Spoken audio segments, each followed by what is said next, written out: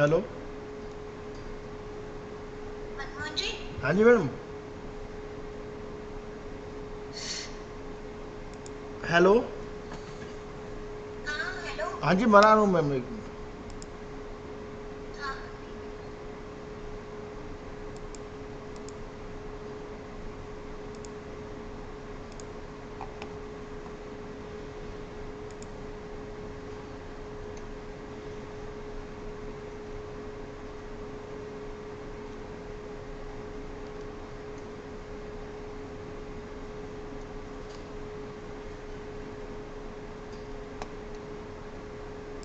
मेरी दिख रही है स्क्रीन? हाँ जी मैम।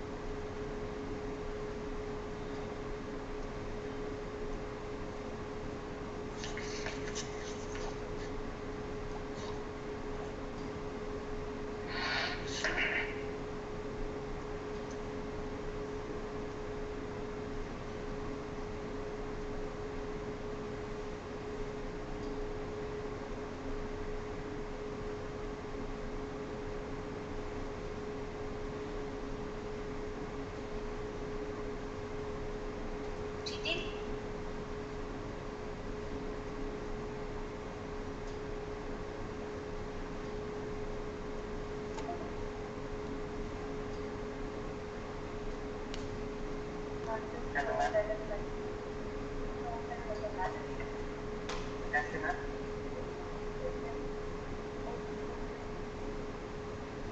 हाँ दीदी I have sent you that you know What plan? one plan. What Can plan? you Actually please दोनों please ask? है ना, में और गूगल मीटिंग में दोनों में प्रोजेक्ट करना है। हाँ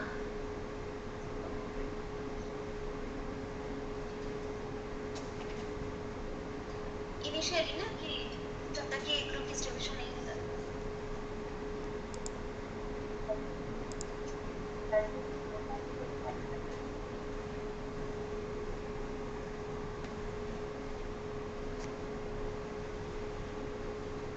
Ma'am, I won't be able to screen share in both meetings because I don't have the authorization for that. Actually, sharing. No, I can share my screen. Okay. Or go to Both meeting, I will share that in Zoom. Huh. Whenever you are joining, they will first see the slide, then only we will be touching the person there. Okay. Before splitting the groups, we will be projecting the work plan then. All right.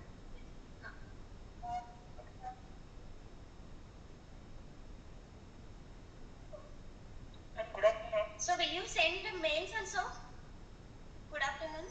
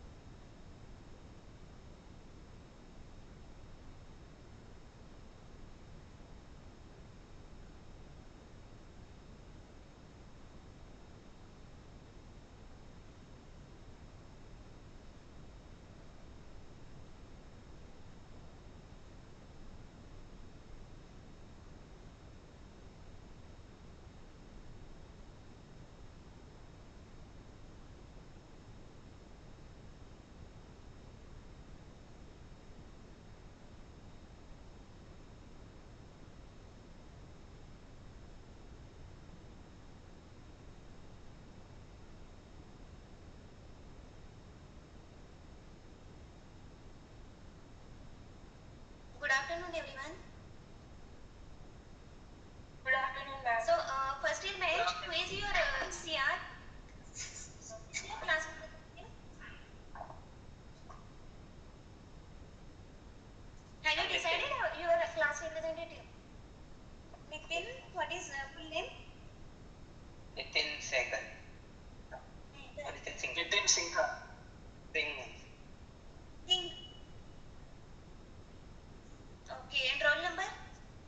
What is his roll number? Do you know?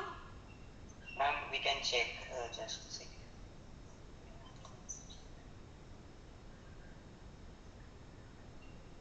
$3702.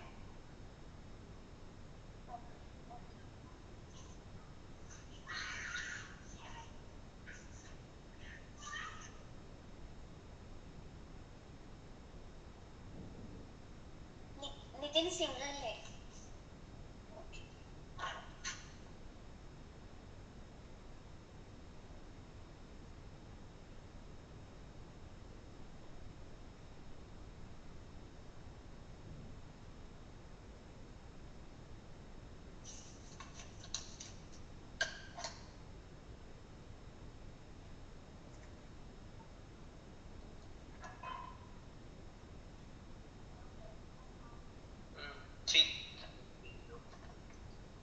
மியூட்டே பண்ணாம தான் வச்சு.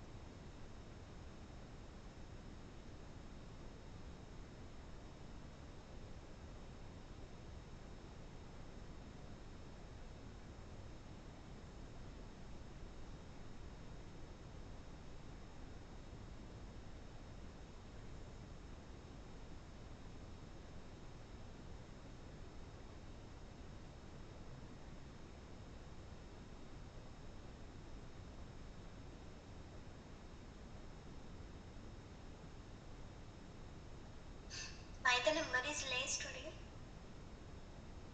We will wait for 5 minutes. Okay.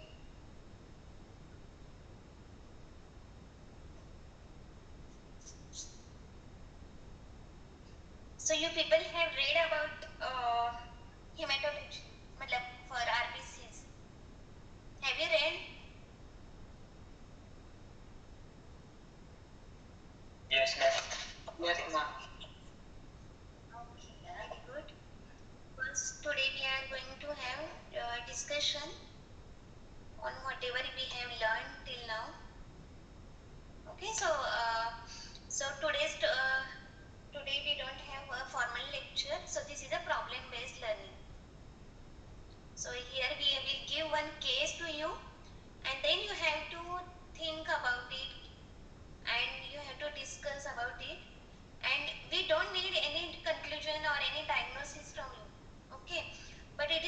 process during which you have to think with matlab, what will be the cause for repeated blood transfusion, or what is the cause for hemolysis.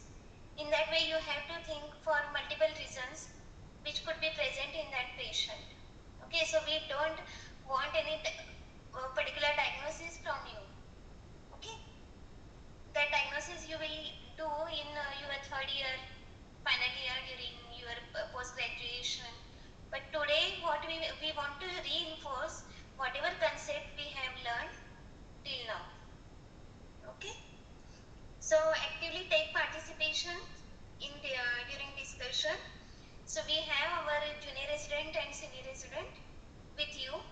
They will discuss with you, and then at the end, the group leader from each group. There will be 5 groups.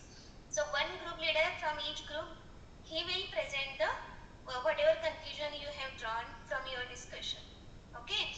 So you have to first choose your group leader, and then group leader has to make the points what he or she is going to present at the end.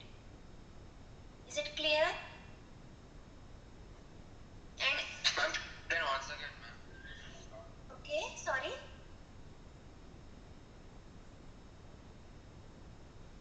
Is there any confusion? Ma'am, can you explain the whole thing once again, ma'am? Like. Okay. So today we have group problem-based learning. Okay.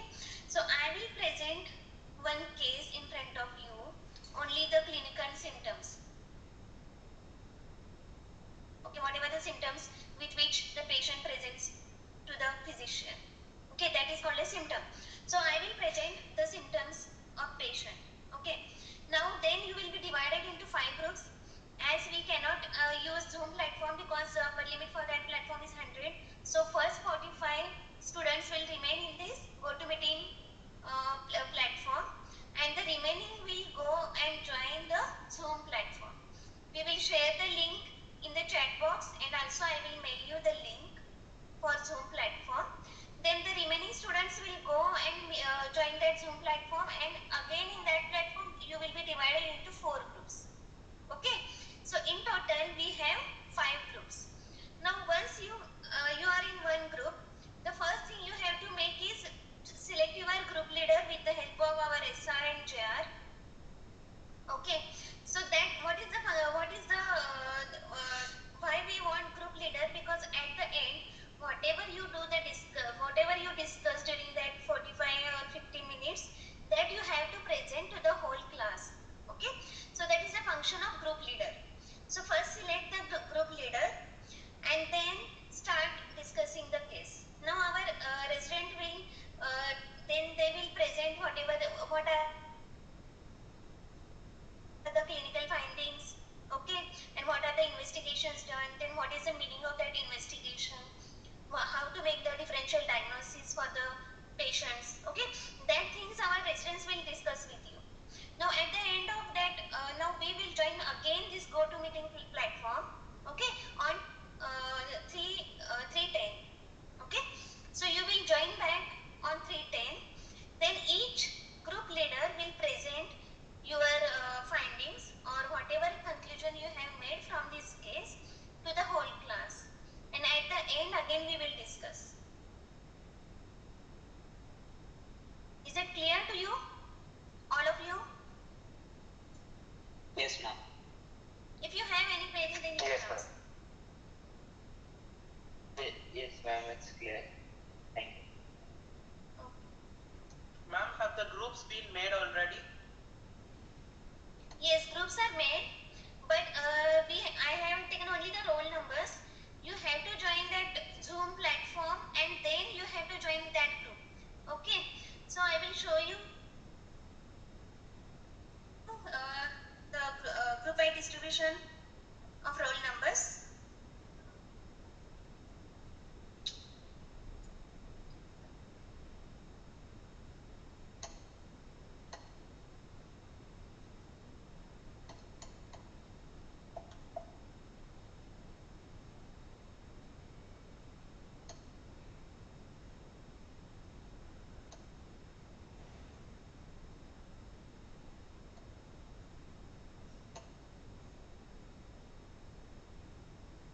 Can you see my slides?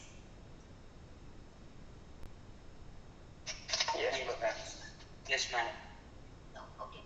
So, so this is our work plan for today's PPL. That first I will show you the case, only the symptoms, okay, and then you will be divided into 5 groups. Then each group will be supervised by one SR and one JR, okay. With the help of SR and JR, you will do the discussion, and please participate in the discussion, okay. Because if you are present physical, if there is physical discussion, then it is very easy to monitor.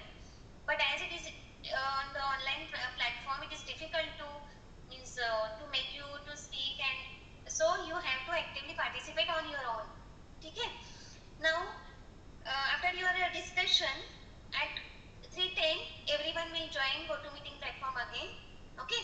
Now each group representative will give their conclusion about the case. Okay. Now and after that we will discuss it again. Okay, so this is a work plan for today's PBL. Now, the first 45 students, that is roll number 3623 to 3667, they will remain in the same platform, that is GoToMeeting. Okay, now the remaining students, they will go and join the Zoom meeting, okay, Zoom platform, and the link is given here, and also I will send you the mail. Okay, after 5 minutes I will send the mail, and then you have to join that Zoom platform. Once you join there, then you will get one message that join this group. So which group you have to join is given here. So roll number 3668 to 3688, they will join group 2. From 3689 to 3709, they will join group 3. 3710 to 3730, they will join group 4, and 3731 to 3753, they will join group 5. Okay, so you will get one message on your screen that join 1, 2, that will you will have join group number 2, 3, 4, 5. So you have to select your group only. Okay, because that is important for equal distribution of students. Okay, so so see which roll number you have and join accordingly. Is it clear? Yes, ma'am. Yes, ma'am. Clear to everyone? Yes, ma'am. It's clear. Okay. So now case we have today. Okay. Ma'am? My roll number is 3754, which is not there. Actually, I have the list in which roll numbers are there till 3709.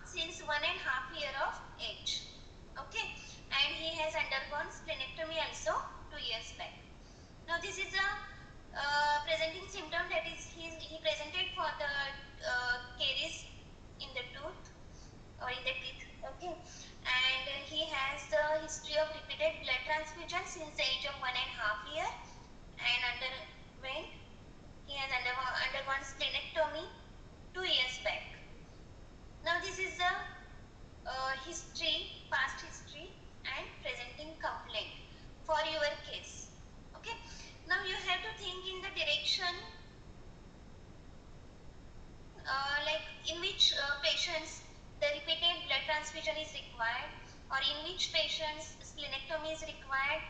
Okay, now you will start your discussion from this point. So we have the whole clinical features, then general examination, what are the findings on general examination, then systemic examination, and also other investigations. Okay, so our residents will discuss with you in detail about each about general examination, what are the findings, and in which patients we get these findings, or which investigations need to be done in this patient. Okay, and what are the findings observed in this patient. So we will discuss in detail. So now the roll numbers from 3623 to 3667, they will stay in the same platform, and other students, they will log out from this GoToMeeting platform and they will join Zoom meeting. Okay, now I am sending the mail to everyone,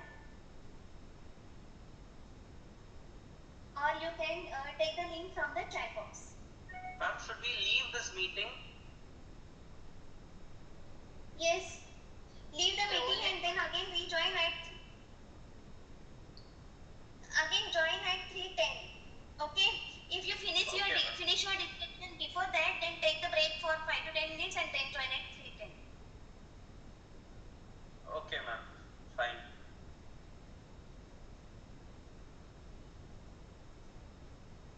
Roll numbers from 3667, please remain in this platform only. So I have sent the mail. Okay, check your mail ID and you will find the link there.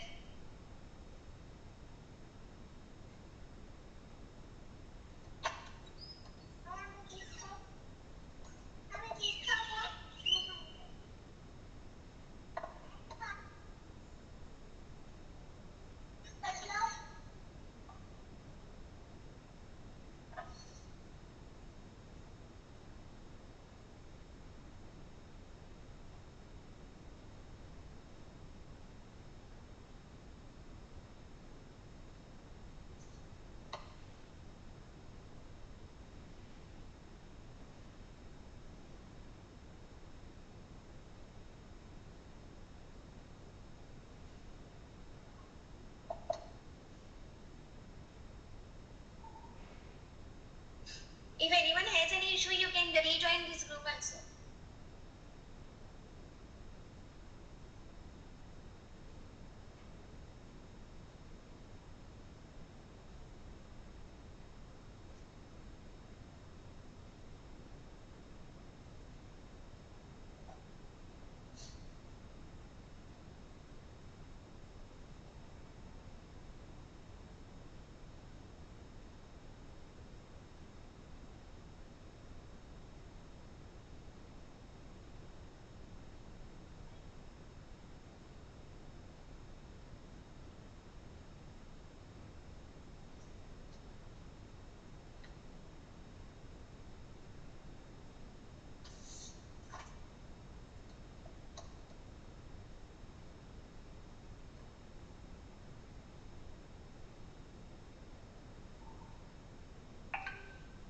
Sarita, Yes, ma'am. so who will present the slides? You will present or Robin? Any of us, ma'am, he can also present. But we will slowly go through one by one slide, and we will encourage the students to go through the slides now, because we have lot of time. If they are facing any difficulty, then we will take. Acha, ma'am, you are remaining in this group, or you are going to the Zoom? I will join that group also. I am here and I will use two laptops. So actually, then I have to make you presenter. If you want to share the slides, Ma'am, make Robin as presenter. He is sharing the slides. Robin can link. Robin, you are here? Yes, ma'am. Robin Yadav. Yes, ma'am. He's there. So Robin, I am made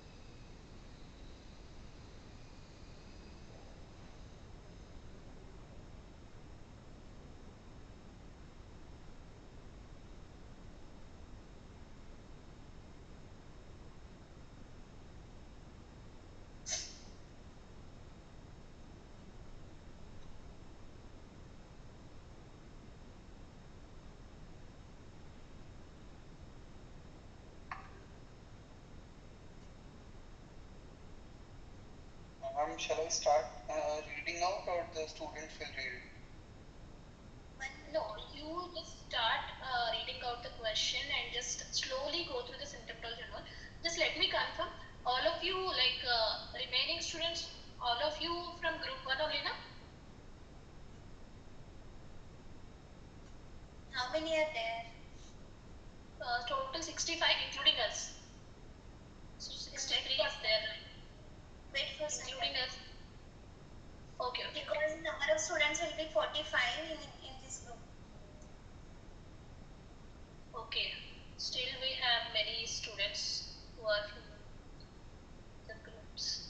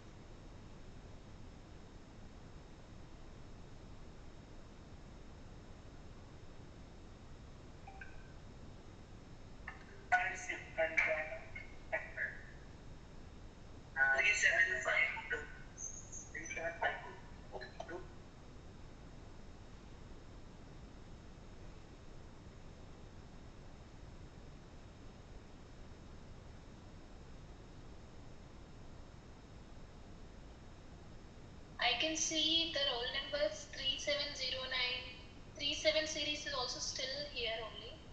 Please go to the Zoom meeting to your respective groups, students.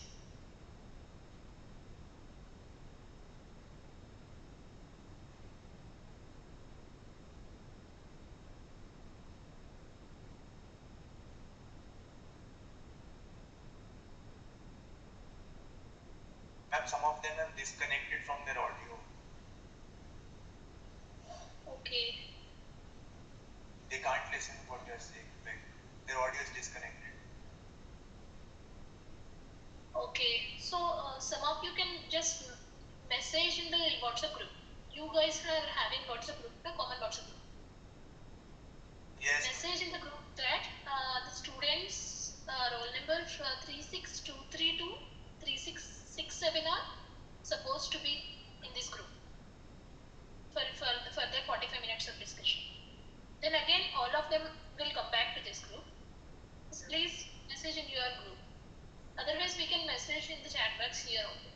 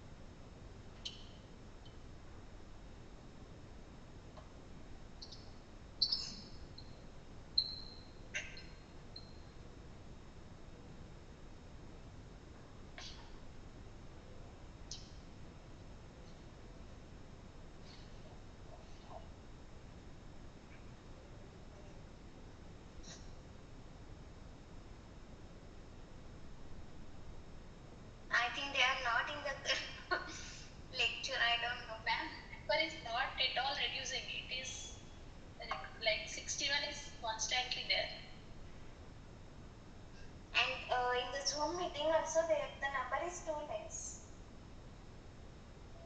Okay.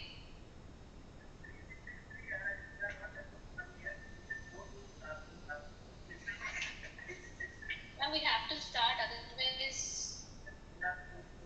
Wait for 2 to 3 minutes and then we will start. There also GT is doing distribution only. Okay.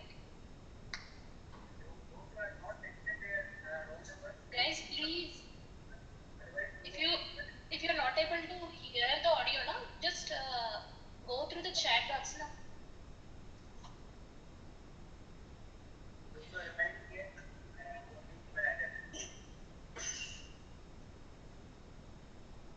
Someone please post the same message in your common WhatsApp group. Ma'am, I've posted it. Okay. Did you get any response? No, ma'am.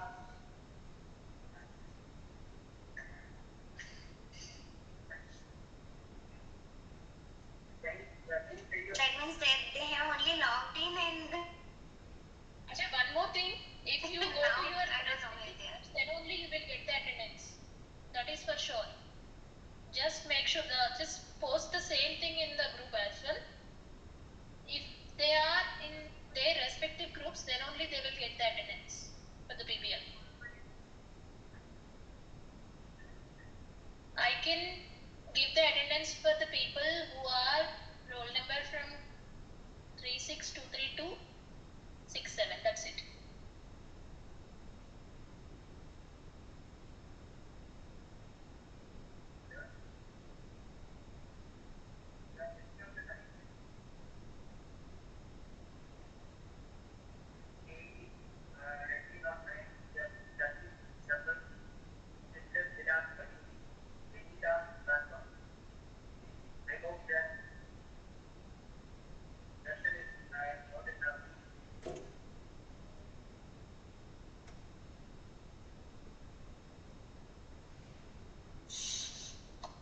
Ma'am, I've posted it in the official group that those who are at their respective places, there only they will get the attendance. Yes.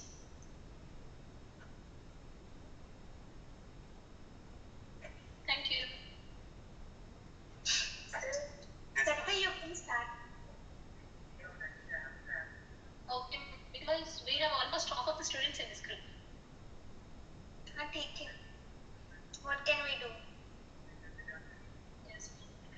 In online class, they have to do on their own. No? We cannot move them physically. Yes, ma'am. Robin, please go to the first slide. Yeah. Here. Okay. Okay, good afternoon, guys. So this ma'am, ये इनका first PPL है.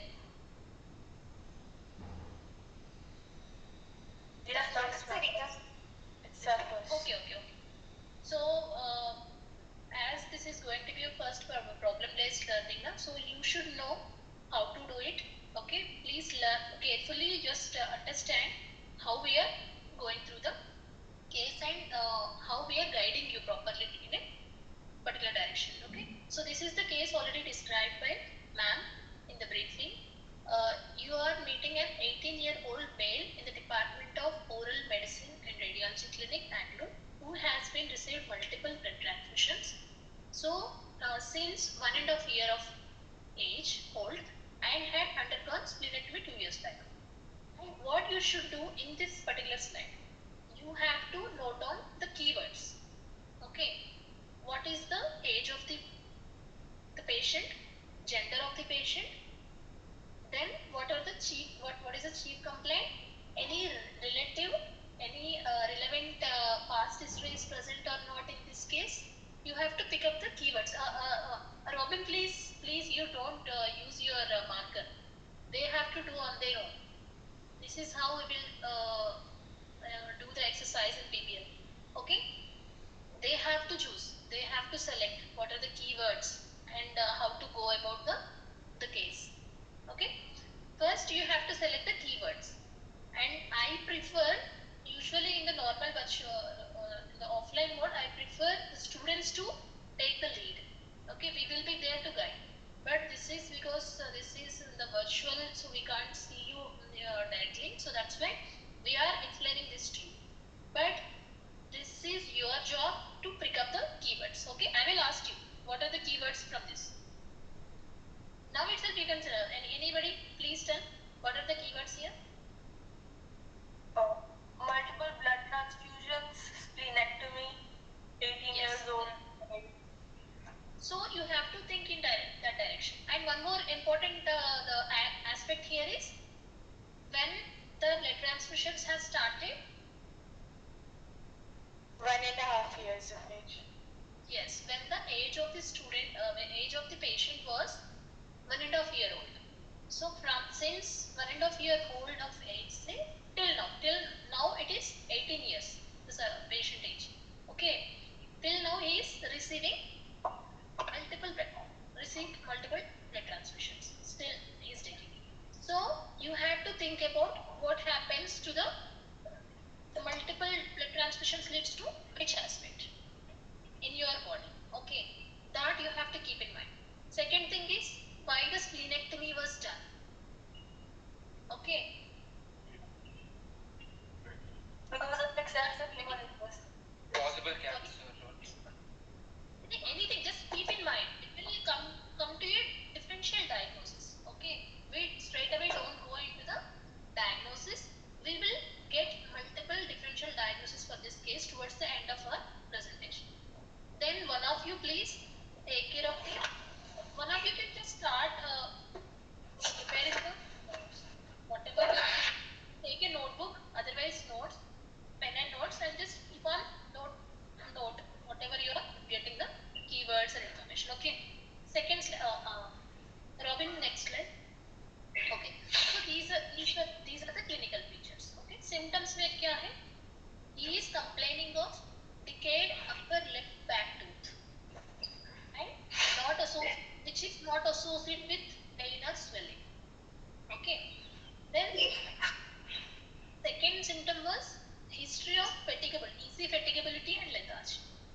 So by using, if you see all these words now, so you have covered this topic in the theory lecture, right?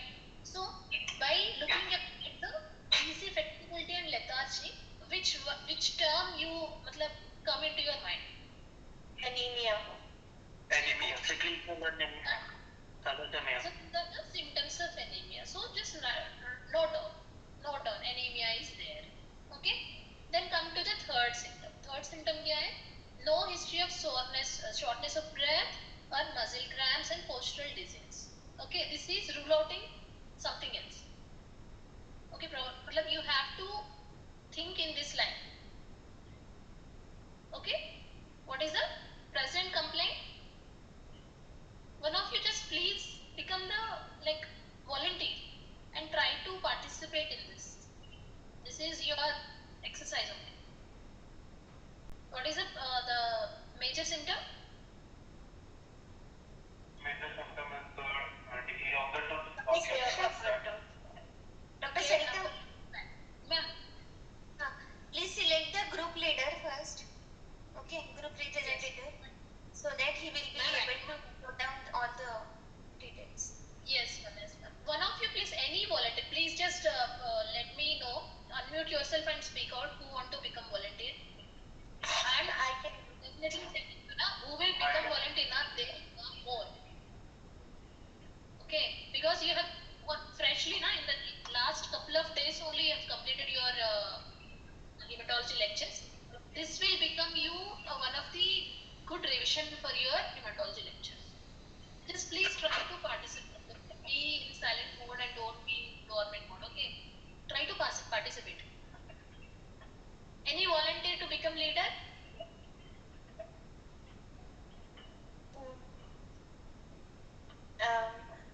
Ma'am, I could do it.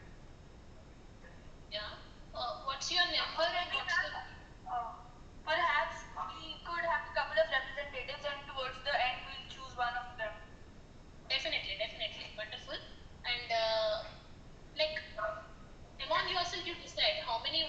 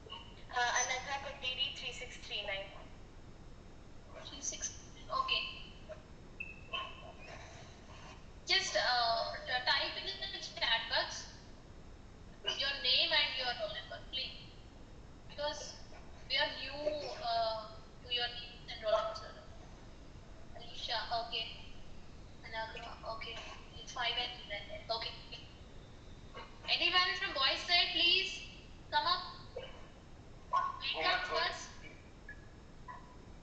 Just write down in the chat box.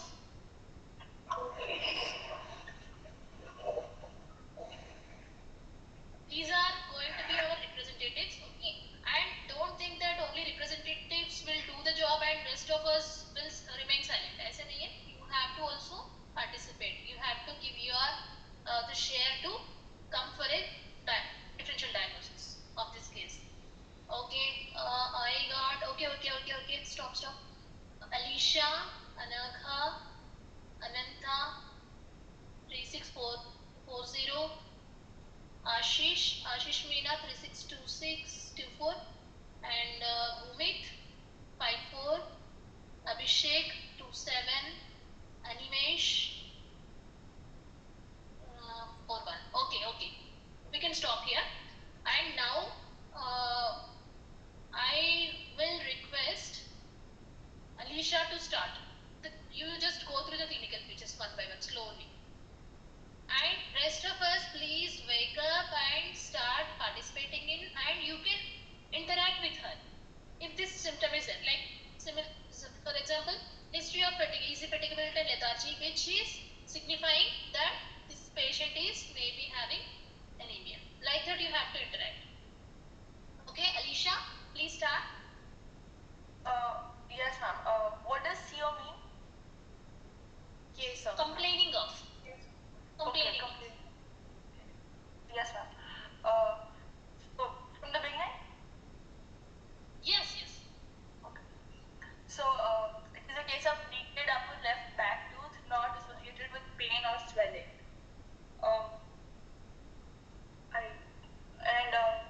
There is a history of fatigability and lethargy. There is no history of shortness of breath, but these two contradict each other. Maybe the person has good lungs, but then there are muscle cramps, which again contradicts the absence of shortness. There are no muscle cramps. Not there. No muscle Right. cramps. No anything of all these three. Shortness of breath, muscle cramps, and post. These three are not there. Okay. Just remember these words, okay? Patient is complaining of these chief complaints. Basically, the no history part of shortness of breath is ruling out any lung or heart cause, and muscle cramps is ruling out any muscular cause, and posterior dizziness also rules out any heart cause. So we have Yes. we are Dizziness moving towards the basically direction. That is giving just a direction towards related to blood pressure. Yes. Perfect. Next.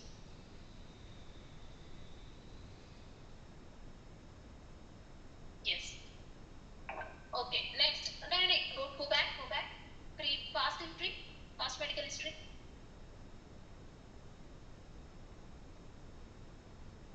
That is already given in the main case. Okay. There is no significant family history because no siblings are there. Okay. History of splenectomy was there in a surgical history, past history mein. Now come to the general examination science. Who can take second person? ma'am, Second person. Yeah. on general, yes ma'am. Yes. Okay. Okay, on general examination, the patient is underbuilt, undernourished, of short stature, and skin was ashen grey in color.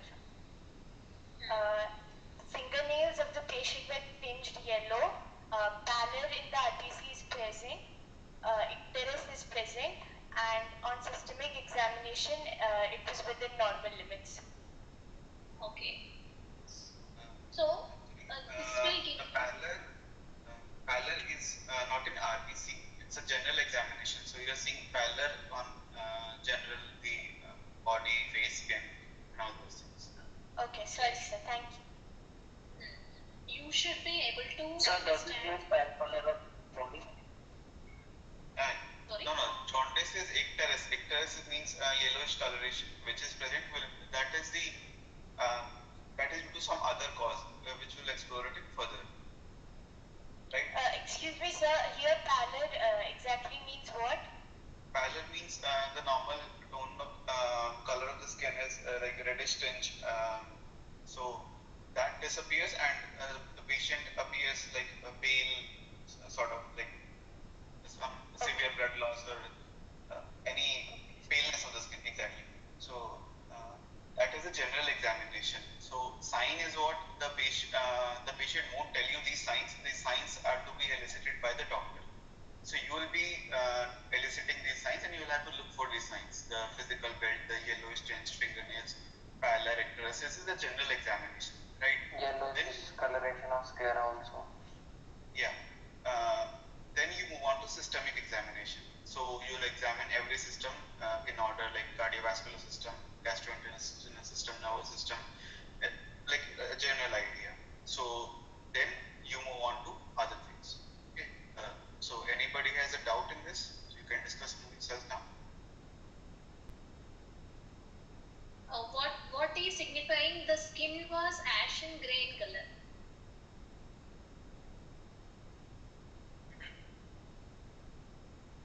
Why the patient is underbuilt and undernourished? Any clue from this? And why there be the icterus? Icterus is signifying what? Jaundice, right? Yeah. So Hemolysis. Large amount of Hemolysis. keep that in mind. This is one more clue for you, for your case. Okay? Just note down the point. And yellowish tinged finger is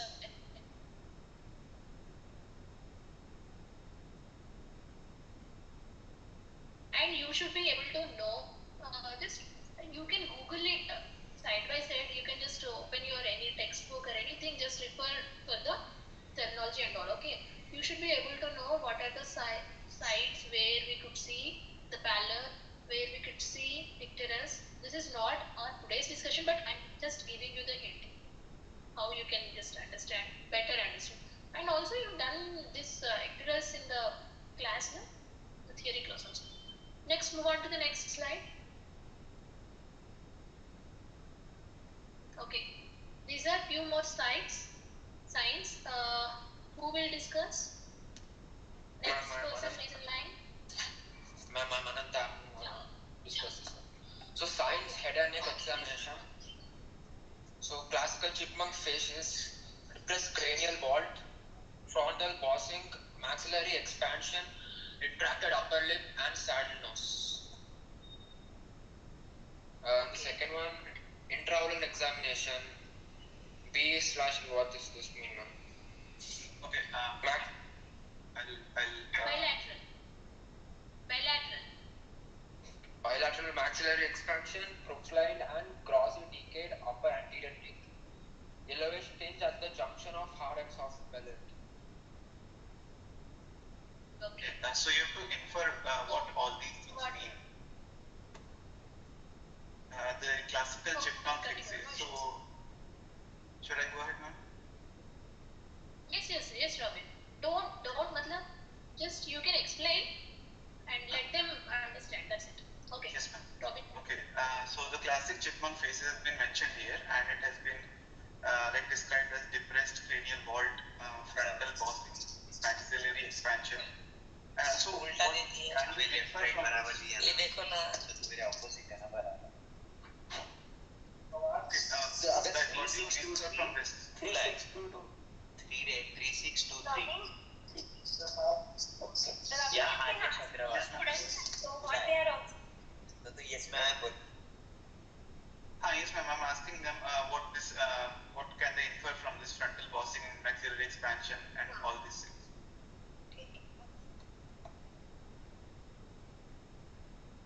Anything? Hyperplasia of the bone marrow. Okay. So why do you think that would occur? Because of excessive hemolysis, so the hemopoiesis has to increase to compensate for it. Extramedullary hemopoiesis will be there, and more of the medullars will be involved. So that is why we'll have the splenomegaly also, and enlarged liver, all these things as well. So from here we infer that the hemopoiesis has been increased to the areas which normally doesn't take place, the frontal bossing, maxillary expansion, and all this. nose will be other deformity. So we'll talk about that later. And in intra-oral examination, you have bilateral maxillary expansion that means the same, and all the other procline and grossly decayed upper anterior tooth are these are the maybe consequences of the expanded maxillary pendulum.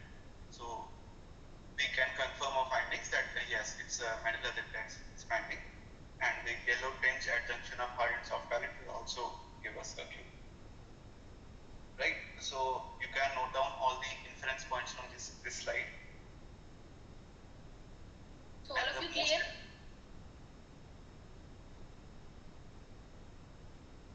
Excuse me, ma'am. Why exactly is the decay of tooth happening? Is it because the tooth is not getting adequate nutrition via the pulp? The medulla is expanding, right, and the bone which had to actually anchor the tooth is like involved in some other activities. Now the cortex will be thinned out, and maybe the blood vessels will be compressed, or like there will be some malocclusion or these things. So it is the bone which is causing the problem, not the tooth.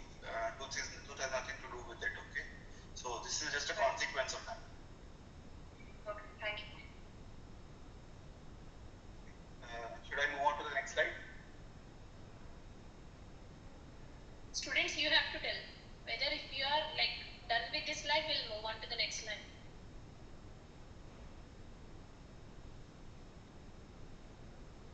Yes, It ma'am. doesn't take Next. Okay. Okay, someone read out. Yes, sir. Sir, according to the hematological examinations, his hemoglobin level is 10 milligram per deciliter, which is less than normal, and his serum ferritin is 1050 microgram per liter. And peripheral blood smear PS, that is, it's microcytic, hyperchromic cells, and fragmented RBCs. Hypochromic. So, yes, sir? Hypochromic, not hyper. Hypo. Yes, sorry. Microcytic, hyperchromic cells, and fragmented RBCs. So, from hypochromic, it means that its red color is less, so we can infer that hemoglobin content is less. That we already got above. And microcytic is that the development is, so there must be B12 or folic acid deficiency according to microcytic. I'm sorry. Sir, I'm sorry. Iron. I'm sorry. Robin, just don't give the hints. Let them come up because they have done their theory. Microcytic means size is reduced. Iron deficiency. I'm sorry. Iron. Yes. Note down. Next. Hypochromic. And hypochromic is hemoglobin is less than iron is less than hemoglobin will be less. Okay. Then fragmented herpes. Fragmented RBCs. In which condition you can see fragmented RBCs? Note down. Put a query. ठीक है, ये दिमाग में रख दो. So you have to think in this. Like this is also there, na? Fragmented RBCs are there. Means what could be the reason? So you will get differential diagnosis like this only,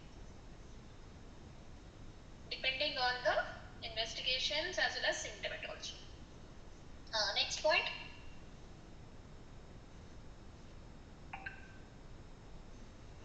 And isopoikilocytosis and target cells, teardrop cells, Means bodies, and visor red cell morphology.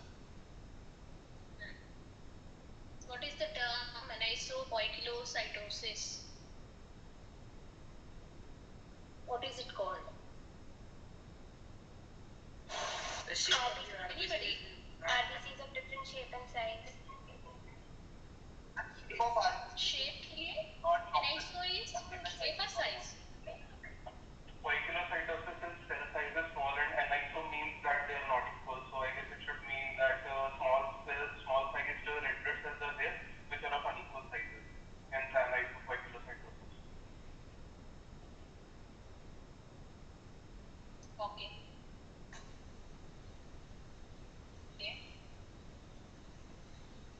Target cells. Then what are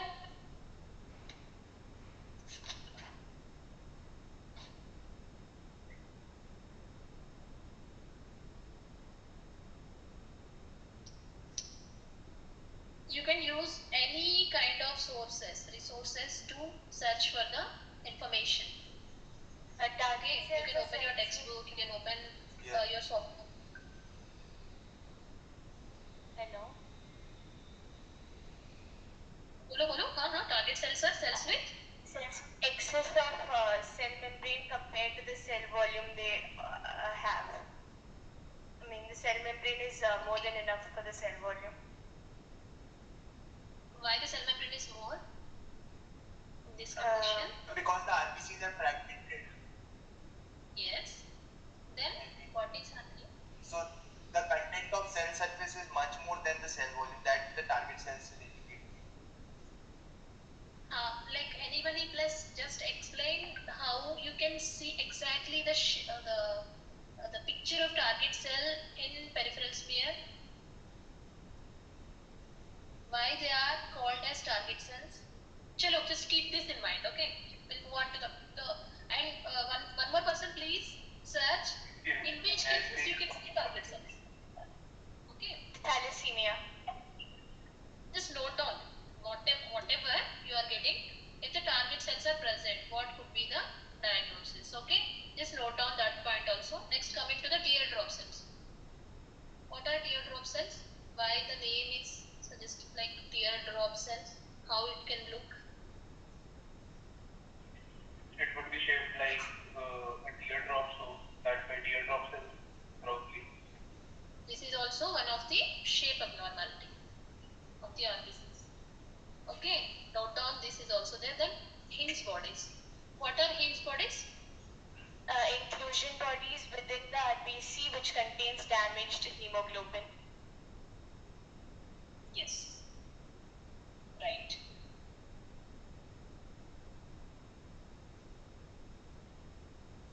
So,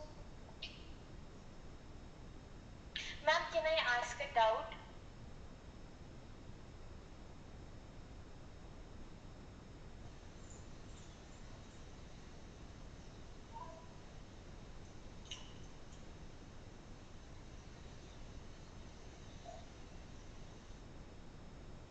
okay, that is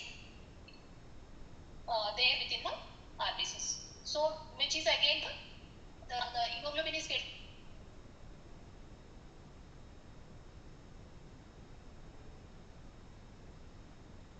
Guys, I'm not able to hear. The audio is missing for me. Am I audible? The audio is breaking. Okay. Maybe some network issues. Okay. Chalo, next move on to the next slide. Just keep this mind.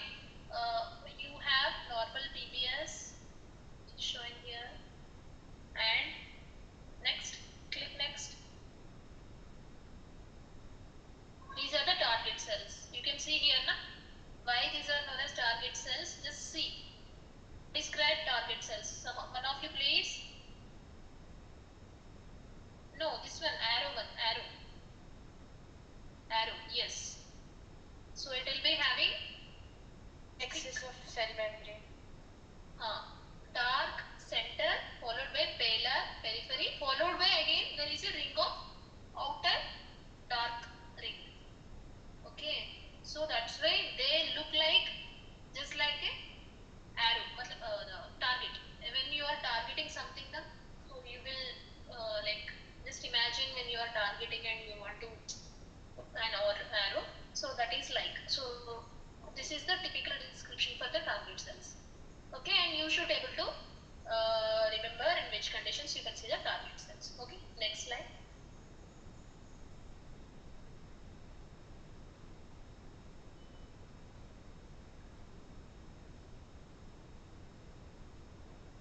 Okay, coming to the radiological examination. Who will take? Ma'am, I will take this. Sure. Should I start? Moving. Okay, so we are. Yes, ma'am. Go ahead.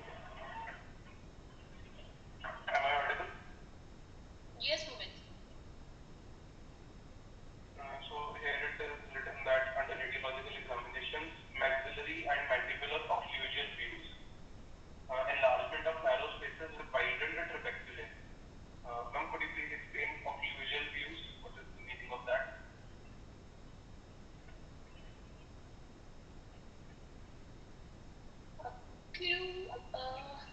occlusal views means, what can I say?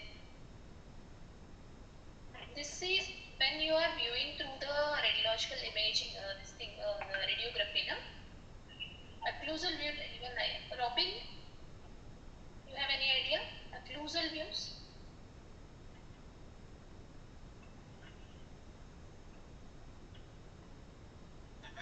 It's basically some sort of cross-sectional view where we can see. Oblique views of that. So we usually see oblique views and this.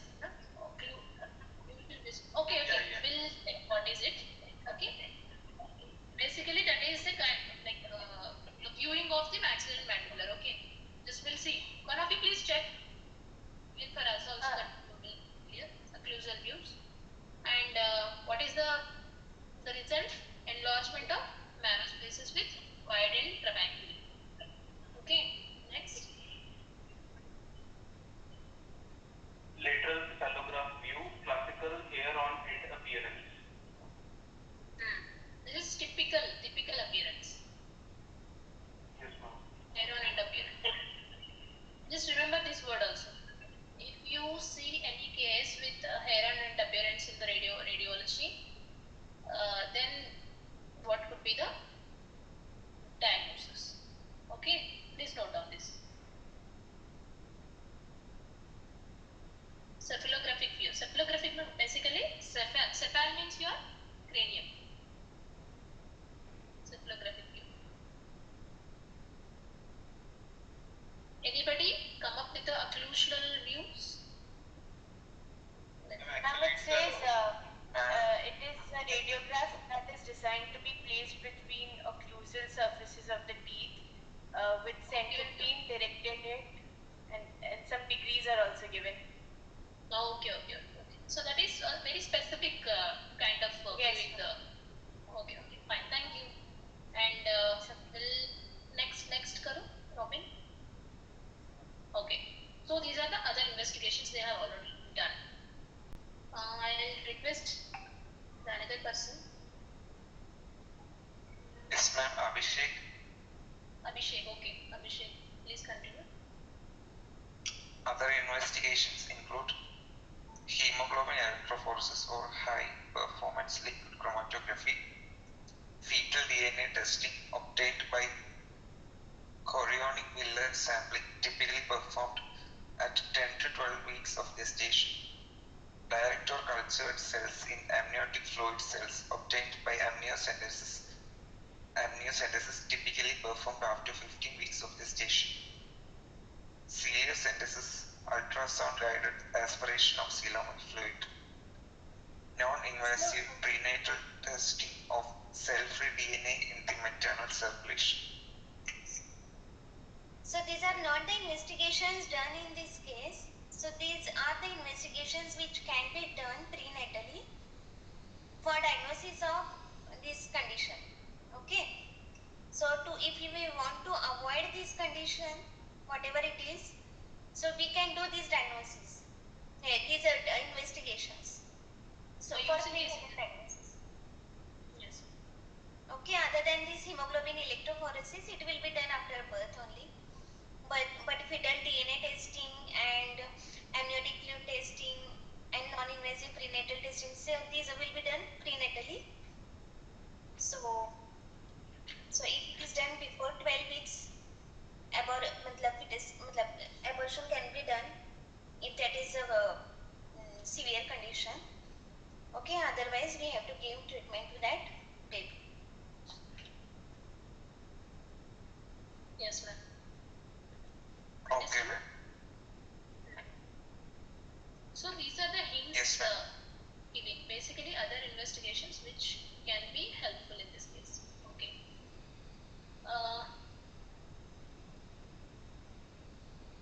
Who is in the next? Abhishek ke baad, who is there? Another representative. Good afternoon, ma'am. Good afternoon. Animesh. Good afternoon, ma'am. Animesh, For please. the first prenatal visit, in the first prenatal visit, CBC and determine one is CBC and the other is determine hemoglobin type HPLC or isoelectric focus preferred or hemoglobin electrophoresis if not previously performed. And now the testings are given. MCV is less than 80. Ma'am, what is FL? You have done just recently. That is the units for MCV. Oh, ma'am, what is this full form? So that's why I'm asking you now. You guys have to say. MCV is mean corpuscular volume. Mean corpuscular volume. Mean corpuscular volume. Central It index. is FL femtoliters. and you should be know the normal values for all these MCV and MCH जो भी है. So then only you can interpret na, whether those values are the normal range or not. Yes. One of you please open your the RBC indices page, and one of you please guide him whether these values are within normal range or less or more. Okay. Which still Yes, ma'am. MCV is less than 80 femtoliters and or a mean corpuscular hemoglobin is less than 27 pg and HbA2 increased greater than or equal 3.5% or fetal hemoglobin increase, then it may indicate the beta thalassemia carrier. Or if MCV mean corpuscular volume is less than 80 femtoliters or and mean corpuscular hemoglobin is less than 27 pg and HbA2 is normal, that is less than 3.5%, then it may indicate alpha thalassemia carrier.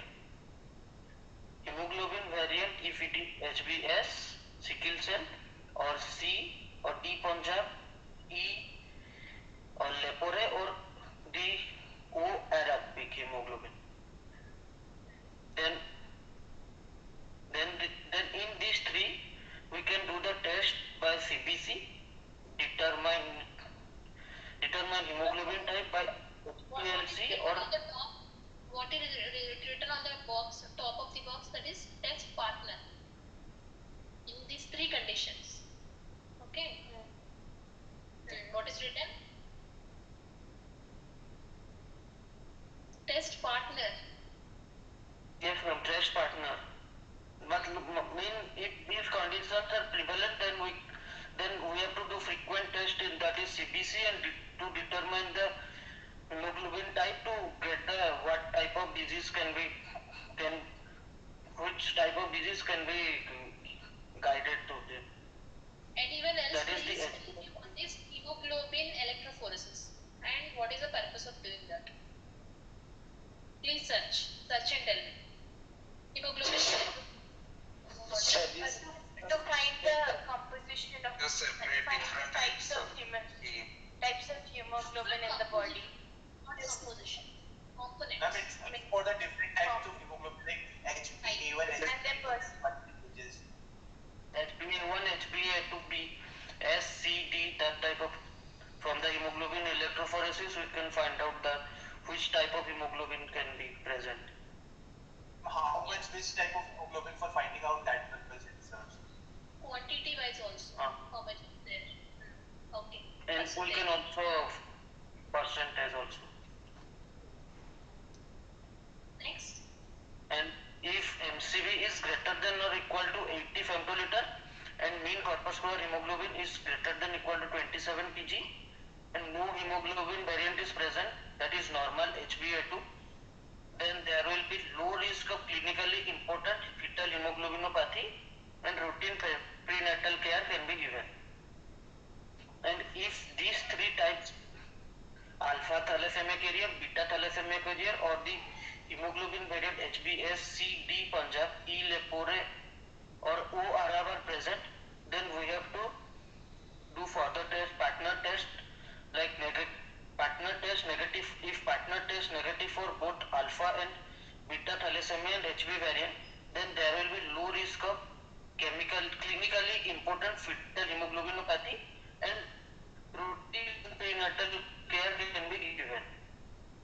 If partner test positive as carrier for alpha or beta thalassemia or HB variant, then there will be counseling, that is genetic counseling or some type of other counseling, and ACOR can be offered, and there will be some special prenatal diagnosis. And if partner is not available for testing, then also we will do the counseling and offer some other prenatal diagnosis. So this is the idea. What is a normal MCV? Please someone comment either in chat box or date. 90 femtoliter. I mean, it's 87 plus minus 7, right? 87 plus or minus? Then 7. 80 to 100, ma'am, that's the range, like approximate range. 80 to 100. 90.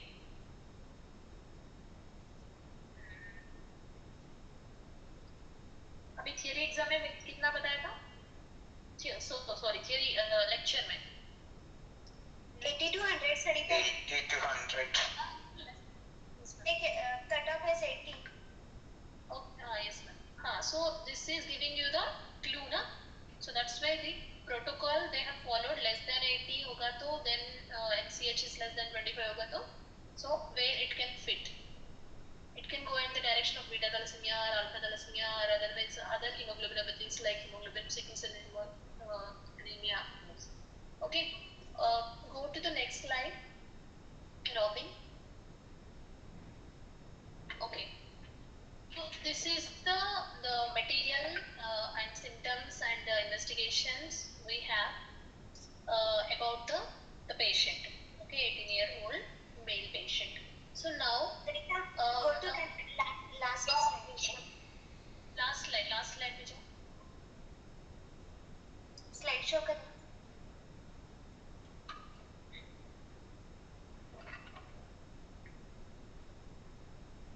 Okay, so students, what you understood with it, from this slide?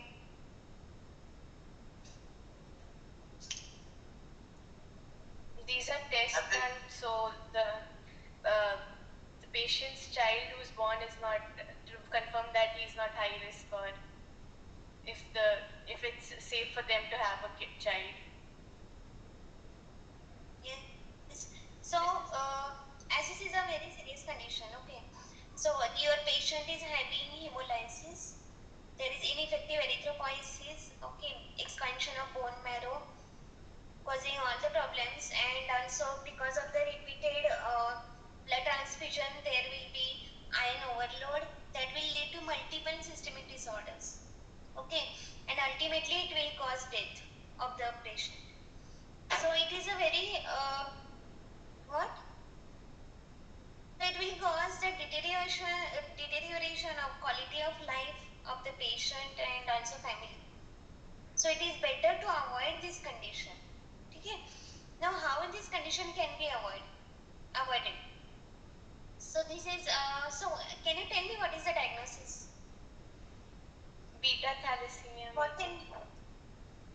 Yes. So it is beta thalassemia major, and so this condition can be, and this how it is transmitted? Beta thalassemia. What is beta thalassemia? genetic disorders, autosomal recessive. Autosomal recessiveness. Okay, so it can be prevented. Okay, it is an autosomal recessive disorder, and which can be prevented if we do the premarital genetic counseling and screening. Okay, now what test needs to be done in this premarital genetic counseling? So we have to do CBC and HPLC or hemoglobin electrophoresis. Okay, so hemoglobin electrophoresis, it will give you the what is the type of hemoglobin that boy or girl have. Okay, which are going to marry. Okay. Now based upon in hemogram we will get MCV value, MCH values, Okay, and by hemoglobin electrophoresis, we will get the idea about what type of hemoglobin they have. So based on this flow chart, if we have the values, we can fit the values in this flow chart, and based on that flow chart, we can do the counseling to that couple. Okay, so whether it is better to get married or not, and if they want to marry, or if they are already married, then what precautions they have to take. If they are already married, then we have to tell them that you need to do prenatal screening for the baby. Okay, you the like chorionic villi sampling. Okay, then amniotic fluid can be collected for doing screening for the hemoglobin. Okay, so prenatal screening can also be done in these patients if they are already married.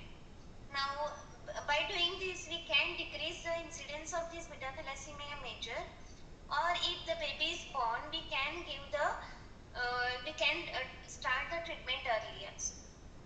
Okay, even though there is what is the definitive treatment for this beta thalassemia major?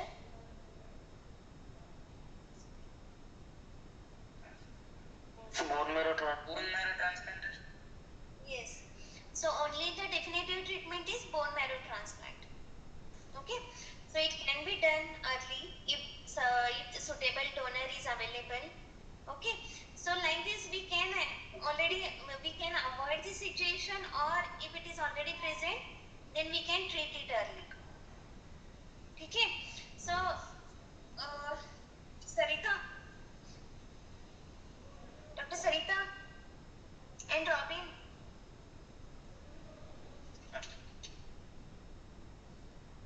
Sarita, are you there? Robin? Ma'am, there is some problem with her connection. Am I audible, ma'am? Yeah, Robin. So we are increasing the time Okay, ma'am. for discussion because other groups have not finished. Okay, so you can discuss in detail about what is anemia, what are the different conditions leading to hemolysis. Okay. Okay.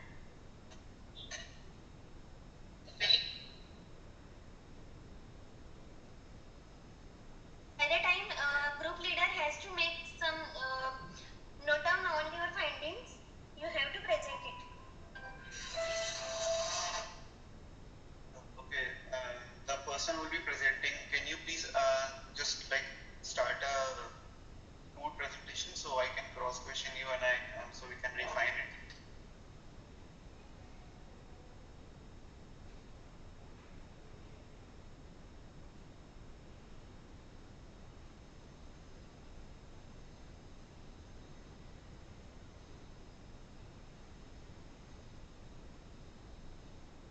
Am I audible? Do we have a group presenter yet?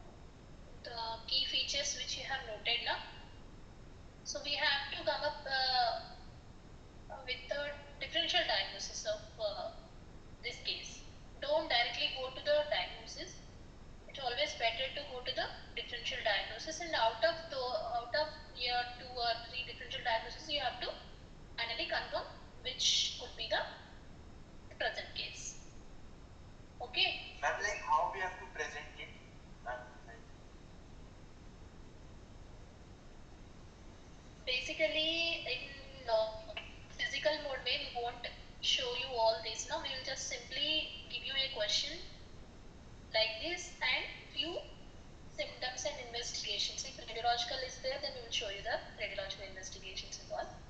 You have to make a document with case, then symptoms. What are usually you have to make a document symptoms being the symptoms of this. You have to justify is there. This could be the cause. So like that you have to prepare a document. Anyone please just start making the document right now. Copy paste, like just keep on adding the words which we discussed, and based on that, if this is there, this could be the cause, like that. Any volunteer, not the representative, otherwise any other person also can become leader. No issues. We have still 15 minutes time, no issues. So out of all these, like the discussion and case and this thing, what is the major differential diagnosis you could find out from this? We have ruptured RBCs, you have teardrops, you have hinge bodies, you have you have bone marrow expansion. So many things are there. What could be the major diagnosis?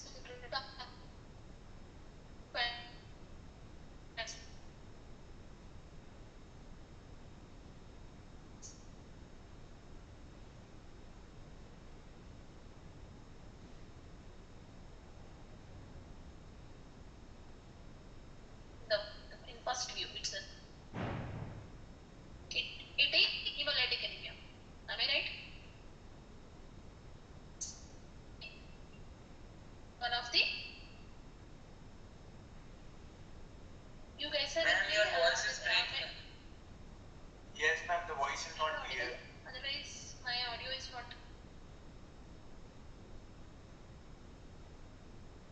Ma'am, your voice is breaking in the middle of a sentence.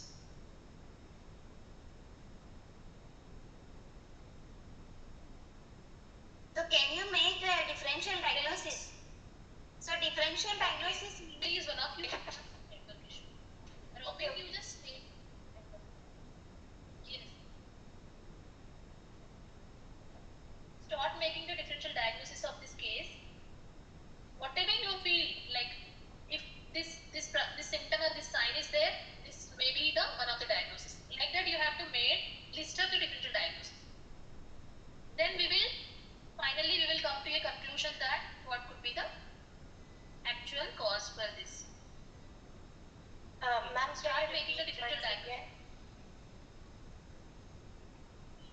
So you start making the differential diagnosis right now, okay, and justify the line of, first suppose if you are using hemolytic anemia, one of the differential diagnosis, then you have to justify based on which symptoms or signs or investigatory finding you are telling that this is this.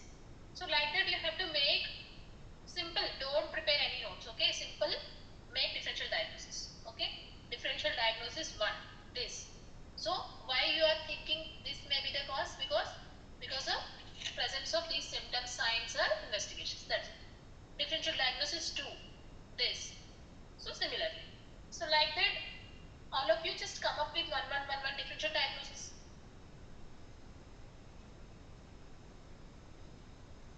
We have 6 to 7 representatives. So if all of you, like one representative can tell one differential diagnosis, we will get 4 to 5. Ma'am, can I say? Yes. Just one of you Differential open diagnosis. the Word document. One of you please open the Word document and prepare. It's simple. Don't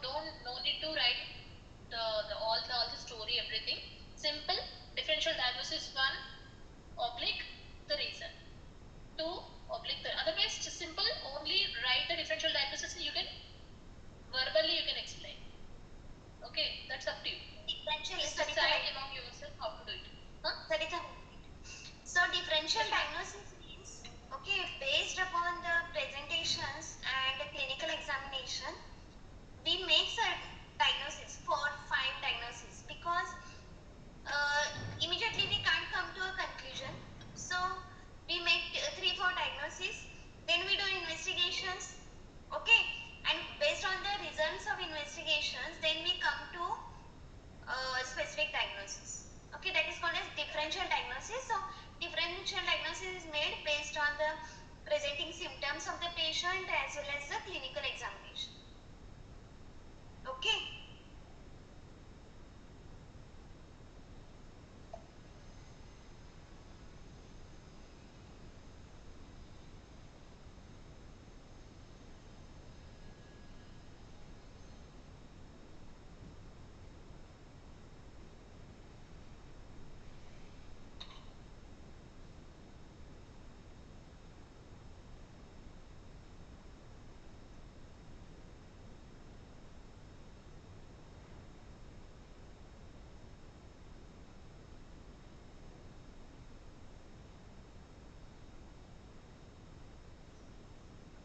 Alicia,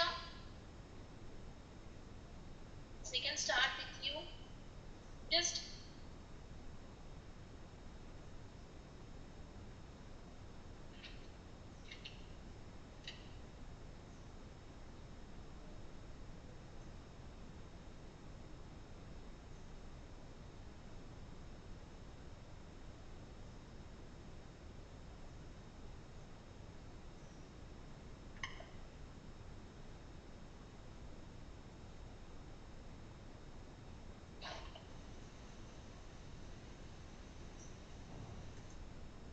students, please, you have to decide one representative who can represent our case. Ma'am, should I start? I have a few points, ma'am.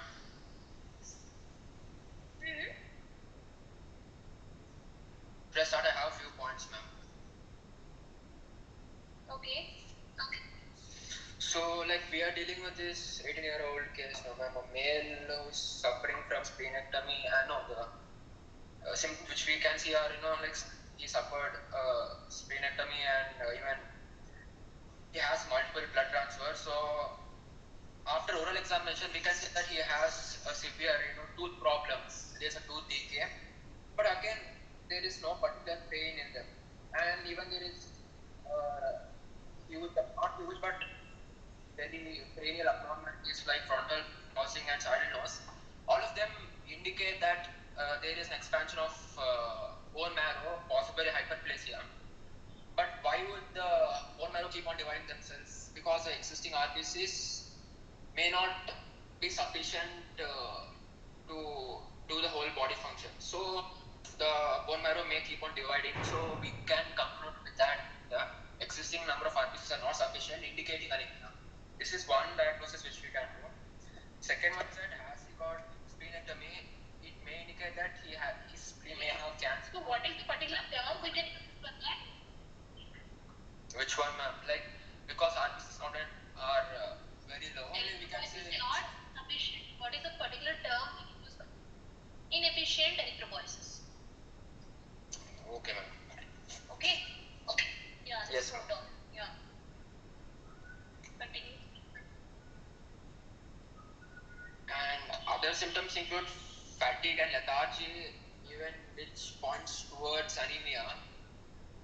And we even have abnormal levels of ferritin, large levels of ferritin, but the hemoglobin levels are very less, indicating hemolysis.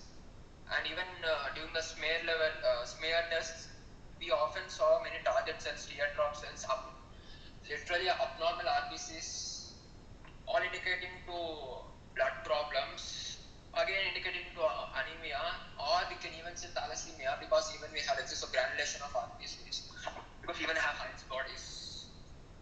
So all of these do indicate some kind of blood anomaly, possibly thalassemia or anemia. What are the ferritin levels in this case? They are very large. They are okay. What they is are high. Normal range of ferritin levels? I think around for males it is some 360 microgram per liter, but here this patient shows some 1000. I'm very approximate range. I don't know the exact one. Serum ferritin levels are in this patient it's 1000, 1000 micrograms per liter. 1000 is high. Yes, ma'am. So indicating like iron granules in the plasma levels. Ma'am? So that indicates, excess of hemolysis and so anemia again. And even we even have splenectomy also. That is literally because he has cancer of spleen. So even that indicates that anemia. Who told you that he has cancer of spleen? Cancer of spleen is not. Only purpose of removing the spleen is because he has some kind of tumor of spleen. Ma'am, we don't want it to spread to other. Actually, he has his hemolysis is high. That's why his spleen was enlarged. So he had splenomegaly. Maybe that's why his spleen was removed. So what happens in this disorder, because RBCs are defective, okay, there is an increased breakdown of these RBCs by spleen, okay, and what happens, there will be increased breakdown of RBCs, and so the hemoglobin, so means there is hypersplenism, and in that condition we remove spleen. It is not necessary that there is any tumor or malignancy of spleen. Okay, ma'am, got it.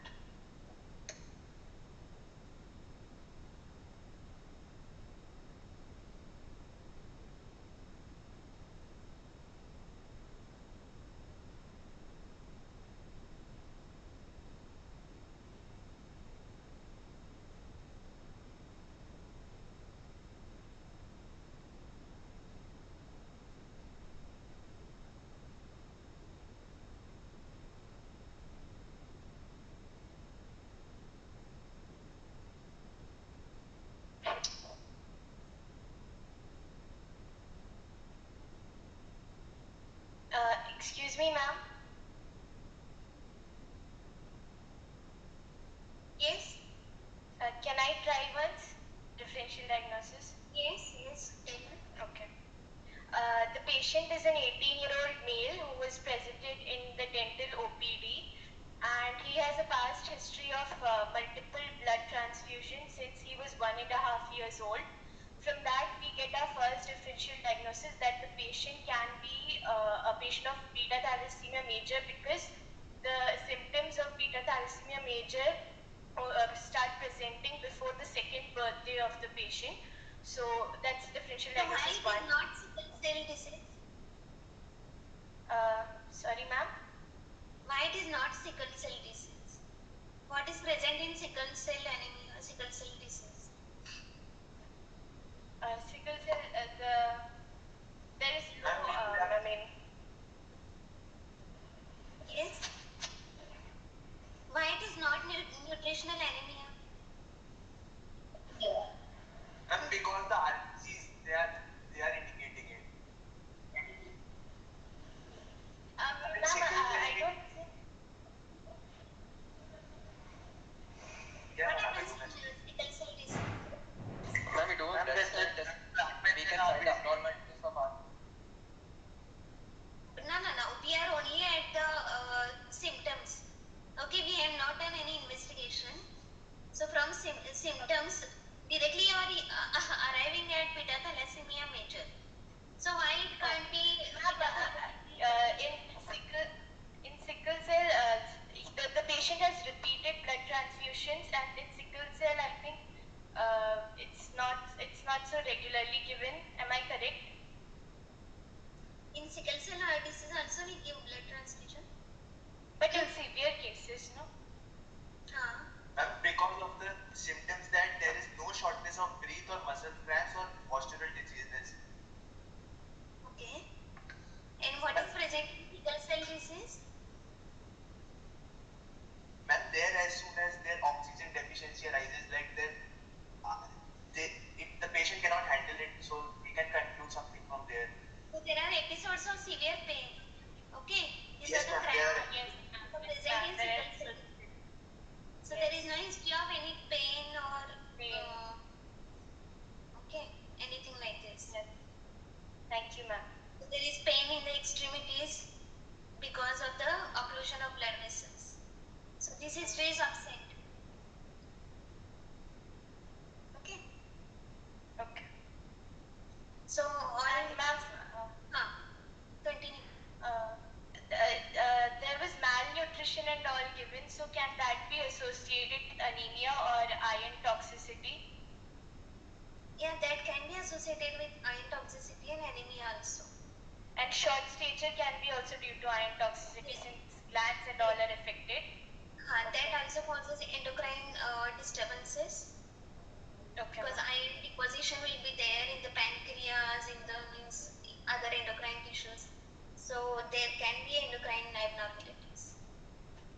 And ma'am, in his the case he was presented with upper lower back tooth decay, he had no pain in swelling.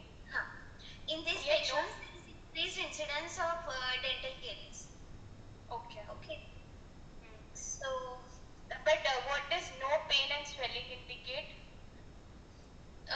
Actually, pain and swelling is present in scurvy. Oh, right. Yes.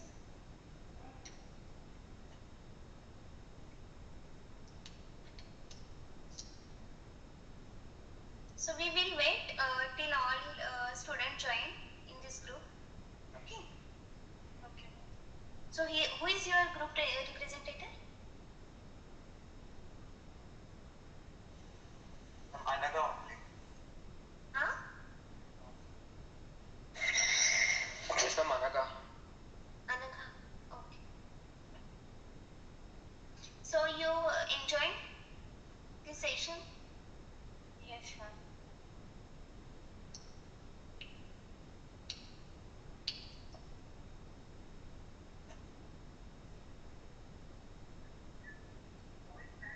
Then how we get to know difference between beta thalassemia and alpha thalassemia from symptoms, not from this? No, so you will not, you cannot differentiate between alpha thalassemia and beta thalassemia from symptoms. For that you have to do the investigations, like hemoglobin electrophoresis. Excuse me, ma'am, but won't So the by alpha doing clinical thalassemia... examination, excuse me, but for the alpha thalassemia, won't the symptoms appear much earlier as compared to the beta thalassemia, since the alpha gene is present in the fetal life as well? see, alpha thalassemia has 4 genes, okay, 2 pairs of genes which are present on chromosome 16. So it is not necessary that all the genes are absent or mutated. Okay, so severity depends upon how many genes are affected. We have discussed in lecture also. See, if all 4 genes are absent, then fetus will not survive. Okay, so there are chances of stillbirth. But if the abnormality is, if there is only 1 gene is affected, depends. In the clinical features will depend upon how many genes are affected. In case of alpha thalassemia. Okay. Right. And ma'am, I had another question. For example, in iron deficiency anemia, the microcytic anemia is present, right? So you have to give blood transfusions as well in that case. So due to repeated blood transfusions, does iron overload occur? Even in case of iron deficiency anemia? Actually, in iron deficiency anemia, repeated blood transfusion is not required.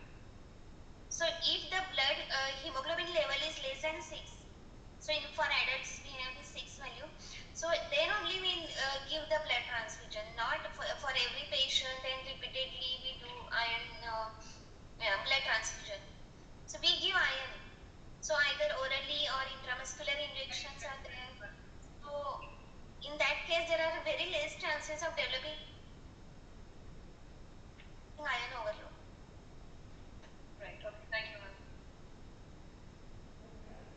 And it is because of iron deficiency, so actually there is deficiency of iron, not overload. Okay.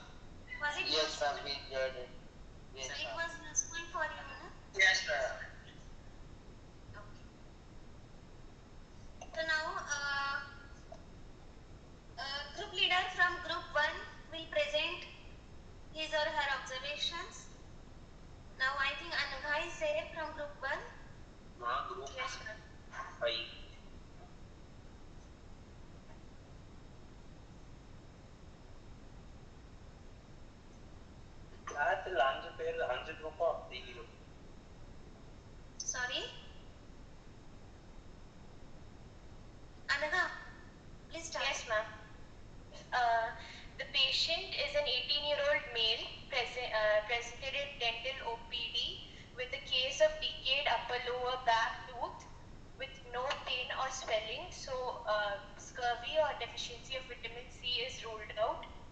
The patient has a history of multiple blood transfusions since he was 1.5 years old. The patient had a splenectomy performed at the age of 16 years. He has a history of fatigue and lethargy, which indicates anemia. He has no history of shortness of breath, which rules out heart or lung problems. No history of muscle cramps, so no muscle causes. No history of postural dizziness, so heart causes again are ruled out. Family history could not be traced. The patient is underbuilt, undernourished, and of short stature, which indicates iron toxicity due to malfunctioning of glands. The skin is ashen gray in color, which is due to less oxygenation of the body. Pallor is present, the skin is pale. Icterus or hyperbilirubinemia, jaundice is present. Fingernails are yellowish in color. On systemic examination, all other systems were functioning within normal limits. The patient on general examination had chipmunk face, the classic chipmunk face, depressed cranial vault, frontal bossing, maxillary expansion bilaterally, and raised upper lip and saddle nose. This indicates increased hemopoiesis at places where there is less hemopoiesis usually. On the hemoglobin levels of the patient were 10 milligram per deciliter, which is lower, and serum ferritin were unusually high, 1050 micrograms per liter. The normal range is 11 to 307 micrograms per liter. Am I audible? Yes, ma'am. You're on. Okay, ma'am. Okay. His RBCs showed microcytic and hypochromic RBCs. Hemoglobin levels were low, and fragmented RBCs were also spotted. He had anisopoikilocytosis, and target cells were observed in the peripheral blood smear, which can indicate thalassemia. There were teardrop cells and Heinz bodies, which again indicates thalassemia, and the red cell morphology was bizarre. On radiological diagnosis, his maxillary and mandibular occlusional views, he had enlarged narrow spaces with widened trabeculae, which indicates increased hematopoiesis. On lateral cephalograph, had typical hair on end appearance, which is seen in cases of chronic hemolysis, indicating sickle cell anemia or thalassemia. So finally, the most probable disease is beta thalassemia major, since he had multiple blood transfusions since he was 1.5 years old, and he had a splenectomy, and he had iron toxicity, and it can't be sickle cell disease.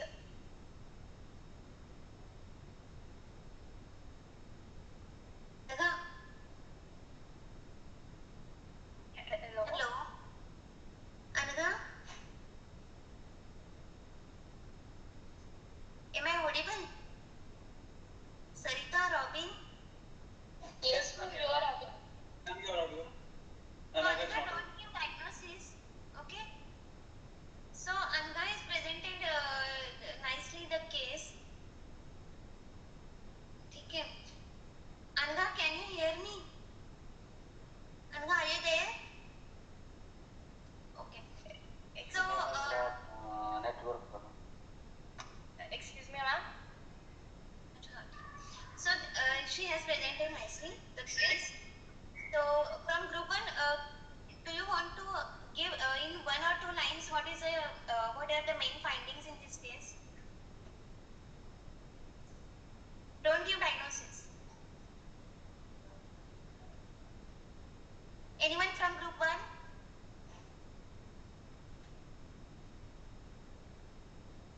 Okay. So from group 2, who is the group leader?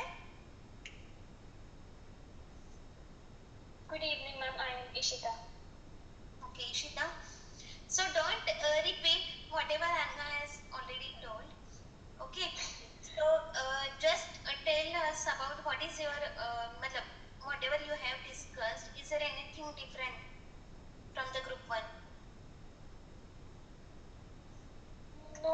almost everything was similar. Okay, so can you summarize in 2 to 3 sentences? Yes, ma'am. So, should I say the case again? So basically, a 18-year-old male reported to a department of oral medicine and It's radiology. okay. Just in 2 to 3 lines, we want the summary of the case. So this was a case of the beta thalassemia major. No, we don't want we don't want diagnosis. Okay. So, what is the concept of this problem-based learning is we don't jump to the diagnosis. Okay, we go through the process. So, what are the presenting symptoms? What are the on examination? What you get? Then what are the investigations done? Then ultimately, then we reach to the differential diagnosis.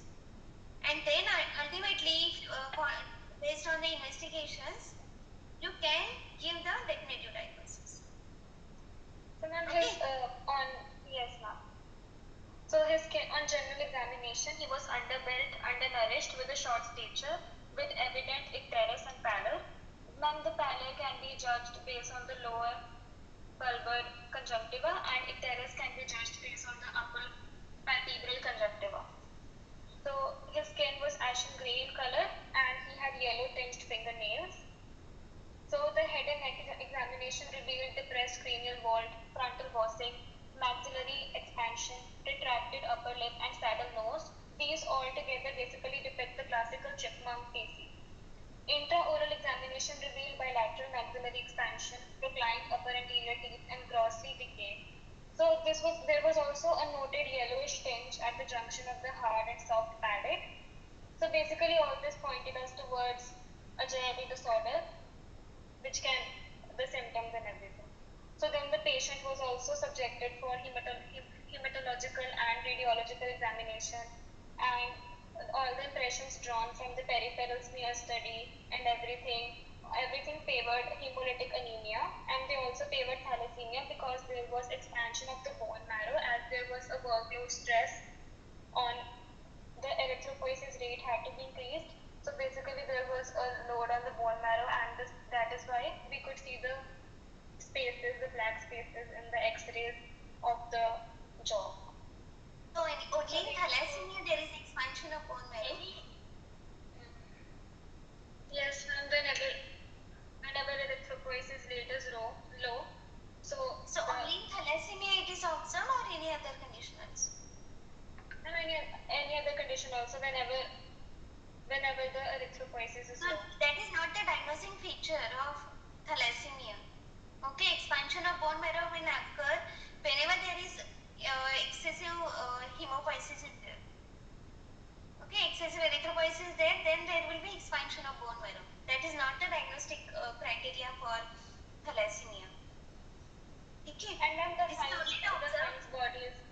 Yes, the Heinz bodies, the teardrops, the target cells, and the This can be seen in any other condition apart from thalassemia? No, ma'am. Heinz bodies are only in thalassemia. They are Only in thalassemia deficiency. G6PD deficiency can also, you can see Heinz bodies. G6PD deficiency. So that will become one of the differential diagnoses, right?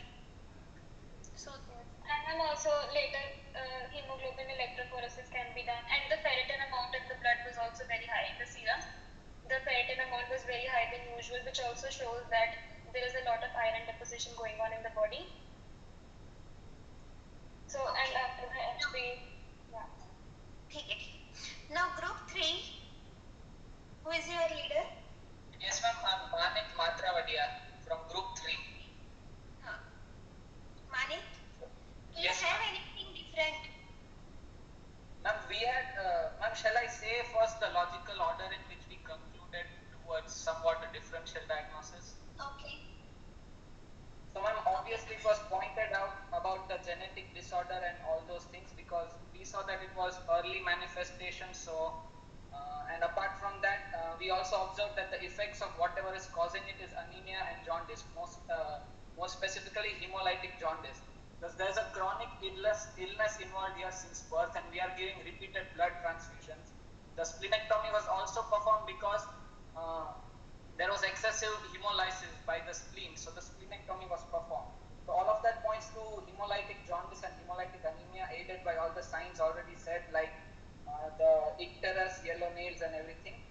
Other than that, we also saw that the membranous bones of the skull, the cranial vault, the maxillary expansion, all those pointed towards increased hematopoiesis to accommodate for the chronic disorder.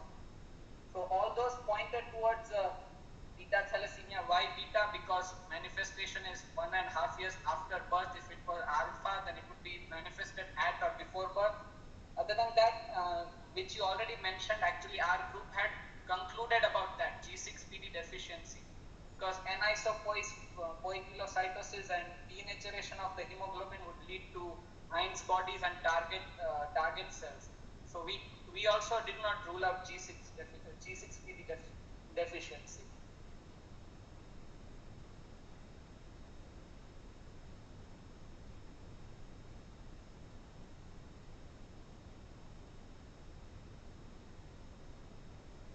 Hello? Excuse me, like the hemoglobin that we did, hemoglobin electrophoresis, that could rule out that G6PD, right? Hello, ma'am, was I audible? Yes, Yeah, yes. Manik, you are audible. So electrophoresis is specifically to know what is the structure of protein. Okay. So from as in hemoglobin, the globin chain determines the type of hemoglobin. Okay. So from hemoglobin electrophoresis, we will know what is the type of hemoglobin present in the patient. For G6P deficiency, we have another test for diagnosis of that deficiency. Okay. So what important information we are missing in this case? They have mentioned, but they have not, they don't have any information regarding that. Family. Yes, family history is missing. Okay, and that is very important because it is a genetic disorder. It is autosomal recessive disorder. So we should know whether the parents or sibling, actually he don't have any sibling. So whether parents have any complaints or not, whether they are carrier or it is a point mutation. Okay, so family history is very important, which is not provided here. No ma'am, won't electrophoresis rule out G6PD if we notice higher levels of HbF and HbA2 than normal? What happens in G6P deficiency? Which is not related, not There is fragility of the RBC membrane as well. There was anisopoikilocytosis observed in the peripheral. It is related to enzymes which are present in the RBC.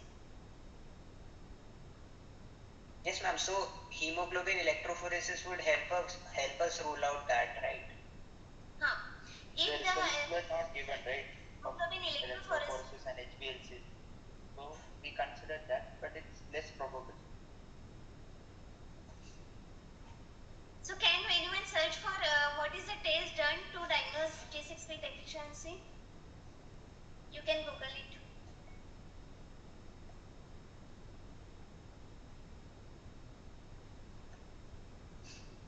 Okay, thank you. Marit. Some enzyme levels are tested from peripheral blood. Simple blood test. Because sorry ma'am, I could not hear you, ma'am. Sorry, you can't hear me? No, just now I started, like, did I miss anything? I could not hear you. No, I'm not taught anything. So, G6P deficiency, in that disorder, we have the problem with the enzymes which are present in the RBC. Okay, it is not related to hemoglobin. So, we have some definitive test which can detect the G6P deficiency. So, for diagnosis of G6P deficiency, we have to do that test. Hemoglobinopathy will tell you that there is no any disorder with related to hemoglobin. Then we will do that another test and to diagnose that condition.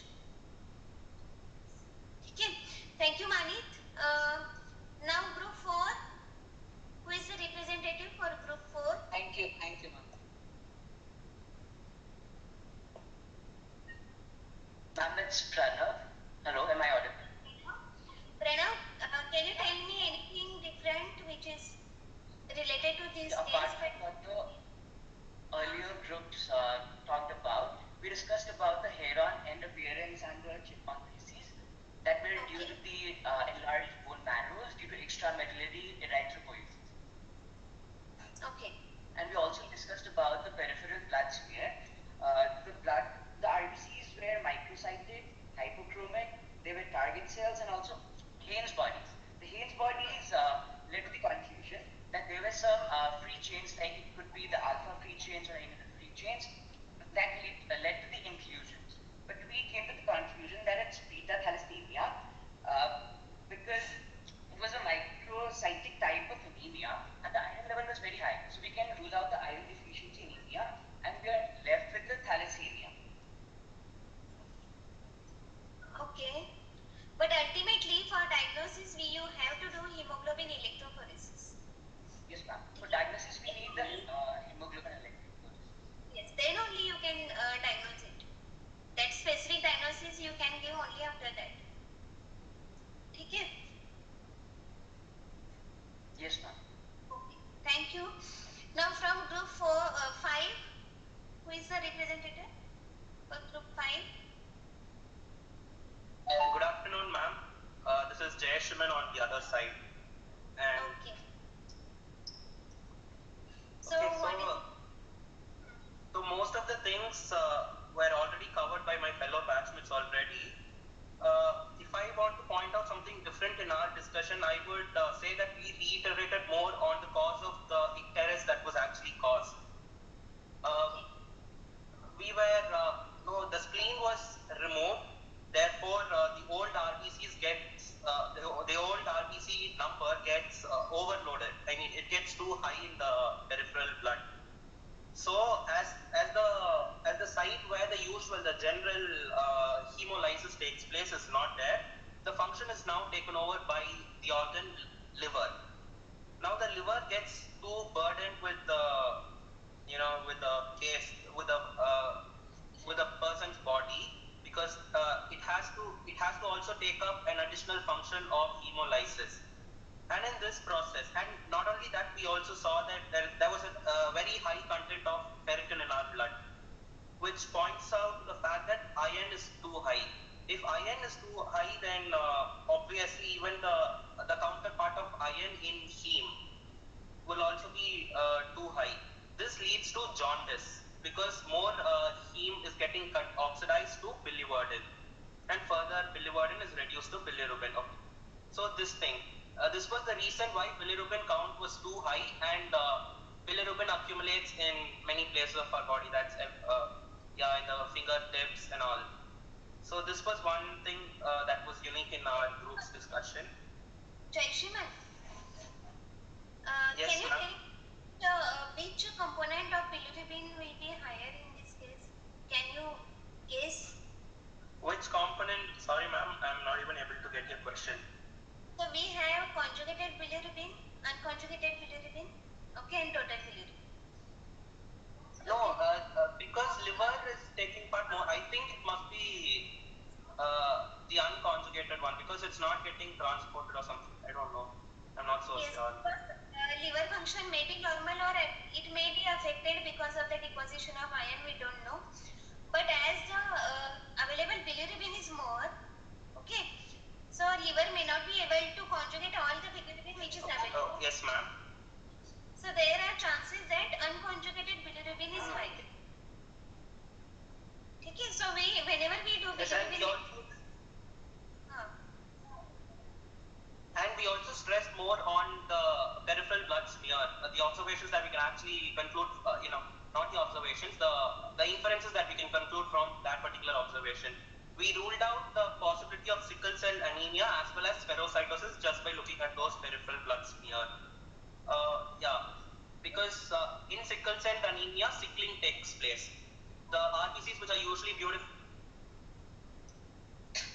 biconcave, must get distorted to a very weird shape of a sickle, right?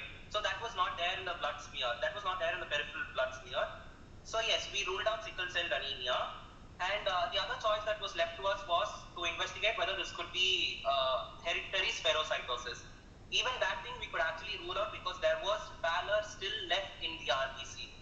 Usually the central pallor of the RBC gets, it just disappears in case of hereditary spherocytosis, right ma'am? Yes. So that was not there. Pallor still existed. So yeah, these two we just ruled out. And yes, we were left with thalassemia, and in order to conclude whether it is alpha or beta, we had to go for much sophisticated biochemistry techniques. Like, it was given that, what is something, HL, I don't remember, HPLC, yes. HPLC, and by hemoglobin electrophoresis, we actually get to know whether it is alpha or beta. As family history was missing, we could not actually conclude whether it is alpha or beta. So yeah. It is not so we had to. So hemoglobin electrophoresis itself, you can diagnose it. It will give you which type of hemoglobin is present there. In the conjugated bilirubin was not in excess. See, how we divide jaundice? Hepatic and post-hepatic. Okay. And this increased hemolysis comes in the hepatic group. Okay. Because the hemoglobin, the liver function may be normal or it may be affected because of the iron deposition. We don't know. But there is excessive bilirubin which is available. It is not conjugated by the liver. So there are chances that there is increased level of unconjugated bilirubin in the blood. Ma'am, but there are chances that conjugated bilirubin is more than its normal level. Ma'am, and so total level will be more. Okay. Yes, ma'am, total is more. Conjugated and unconjugated both will be more than their normal levels. So there are chances. So whenever we do bilirubin level, whenever we check for it, we always get the report of three components: total, conjugated, and unconjugated. And these both can also be more than the normal level. Yes, ma'am? Yes, there are chances. Okay, ma'am. Ma'am, and apart from that, we also we also thought of the causes that could actually underlie the occurrence of tooth caries there in that particular case. So yeah, we came to a conclusion that as spleen is removed, spleen is a very important organ, very important reticuloendothelial site. It also provides us immunity by, it is a site where antibody antigen interactions are not take place because it's a lymphoid organ again. So because it is removed, our immunity, the natural immunity of our body falls down. When a person is not immune, he'll obviously be attacked by other microorganisms that are prevalent in our environment. So one of the causes, and this thing is manifested in his tooth caries. Like the bacteria in his mouth started colonizing, and yeah, that pathophysiology was there. And apart from that, this thing, amniocentesis, CVS, we also discussed why are those things mentioned in this particular, in that particular case thing. So yes, we learned that these things need to be done because amniocentesis is nothing but you analyze the genetic makeup of that particular person, right? So by looking at it, we can find whether his chromosomes are proper or not, because the gene for beta globin chain is there on the 11th chromosome, and if there is any abnormality, if there is anything not normal, amniocentesis and CVS, chorionic villi sampling, will just point it out, making our task really very easy. Yes. And so we narrowed down our conclusion to beta thalassemia. However, we didn't further explore whether it is major, minor, or so what is there any other name for beta thalassemia? Yes, ma'am. Cooley's anemia, if I'm not wrong.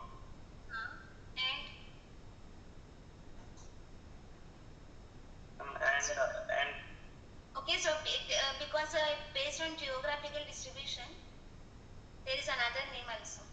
Okay.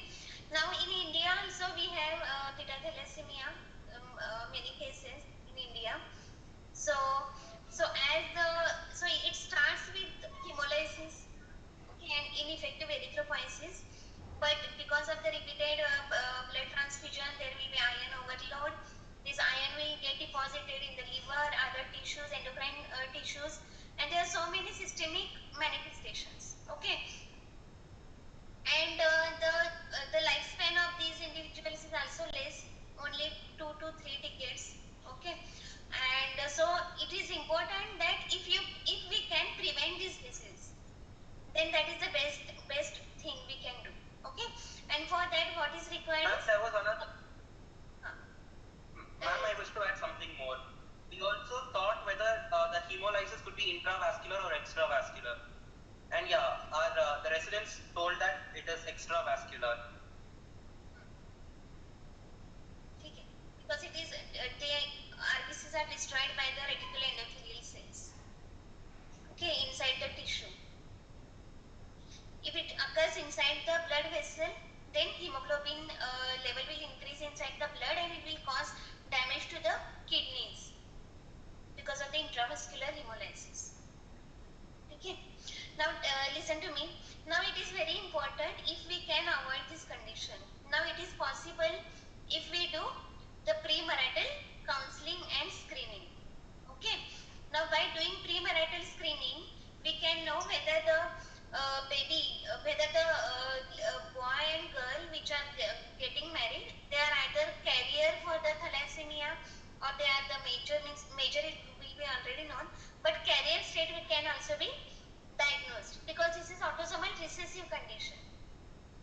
And if both parents have the condition, then the baby will develop it. So it is very important to do premarital screening and counseling.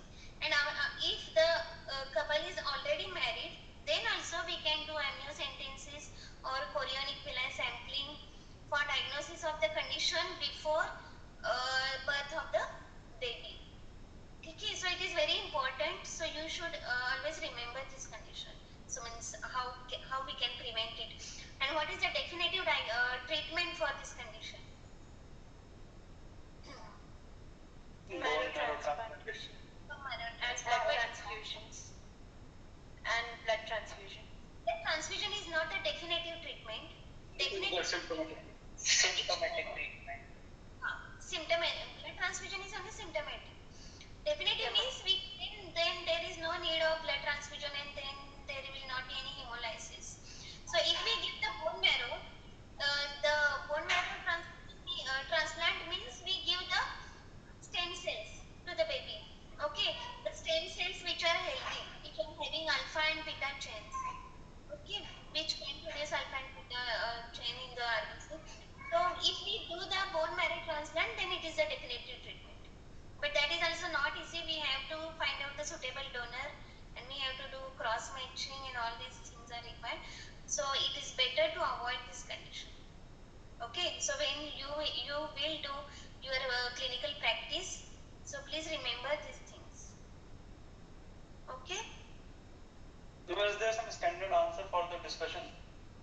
You are saying that different groups are concluding different reasons even for the same symptom. For which symptom? Yeah, for example, for the tooth decay. So remember. So for tooth decay.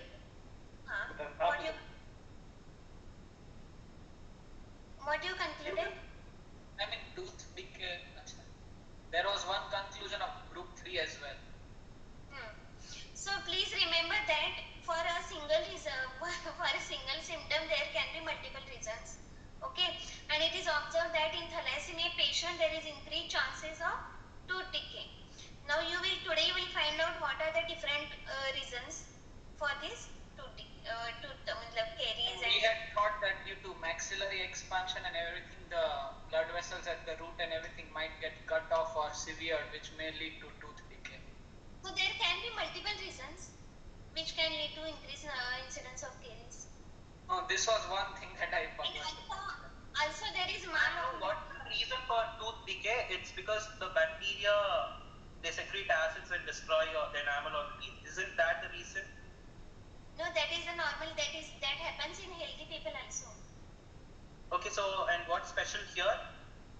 So there are multiple reasons so there is malocclusion. Okay. If there is no swelling and pain. There is no, matlab that person is not able to clean the teeth also properly. Okay, so there can be multiple reasons. So today you will find out, okay, what can be the reasons for increased incidence of dental caries in these patients. Due to the tooth somehow come out of the socket a little bit. The bone is thinning and the bone marrow is expanding and the crust of the bone is thinning. So the tooth somehow come out of the socket. Actually, the bone marrow is expanding and it is compressing every element like the blood vessels and the nerves. That is why it is painless and like the tooth decay is painless. But in any other cause like bacterial infection etc., it will be painful. So the main thing would be nerves and vessels are getting compressed and severed, compromised. Would that lead to occurrence of pain if nerves are compressed and stimulated? Sorry? Would that be a cause for the pain if nerves are compressed? No. If nerves are compressed, then initially there would be pain, but that is a sudden cause of like if gradually a nerve is being compressed. So that is called neuropraxia, I think, and in chronic course it will not cause pain because the body will keep adapting. Can you tell reason for splenectomy again? Splenectomy will be done because the spleen will become a site of extramedullary hematopoiesis and more RBCs will be formed and more RBCs will also be destroyed there. So that is why we need I'll just like to, I'll just come in here, Robin. Yeah.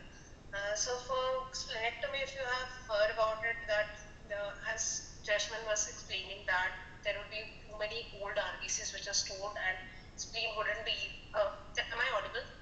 I'll just check this. Yes, ma'am, you are audible. Yeah. So basically, we were discussing about splenomegaly. Basically, when here old RBCs are not being destroyed, so basically, as you all know, spleen it's like a graveyard. RBCs will be keeping on accumulating in the spleen. So the size of the spleen is going to be too large for a patient. So in case there can be autosplenectomy or surgical splenectomy. It is not compatible for any patient. It's not compatible to life. Autosplenectomy are cases when the tail of the spleen itself gets destroyed. Here we did splenectomy as it was just becoming like accumulated reservoir of RBCs which can't go on. So we need to remove the RBCs. There was no proper there was destruction, but there was no removal from the system. So you need to remove the spleen to remove those accumulated RBCs. So the patient will undergo splenectomy. The reason that we were discussing about the tooth decay, definitely there are varied reasons why this patient was having this thing. One is the infection that we were discussing about, the other is the neuropraxia what Dr. Robin was speaking. Now you need to enlist that this patient was not having pain, association of pain. That one, what you were discussing is that there must be pain because of compression of the nerve root. Neuropraxia is there would be sudden initially there would be pain, but as there are no nerve endings left because of extreme vascularization. We were speaking of extramedullary hematopoiesis. That is, these bones they are given these bones in adult life. For us, generally, there was someone who in group 1 or 2 who said that there is less erythropoiesis. No, in adult life, flat bones do not produce RBCs.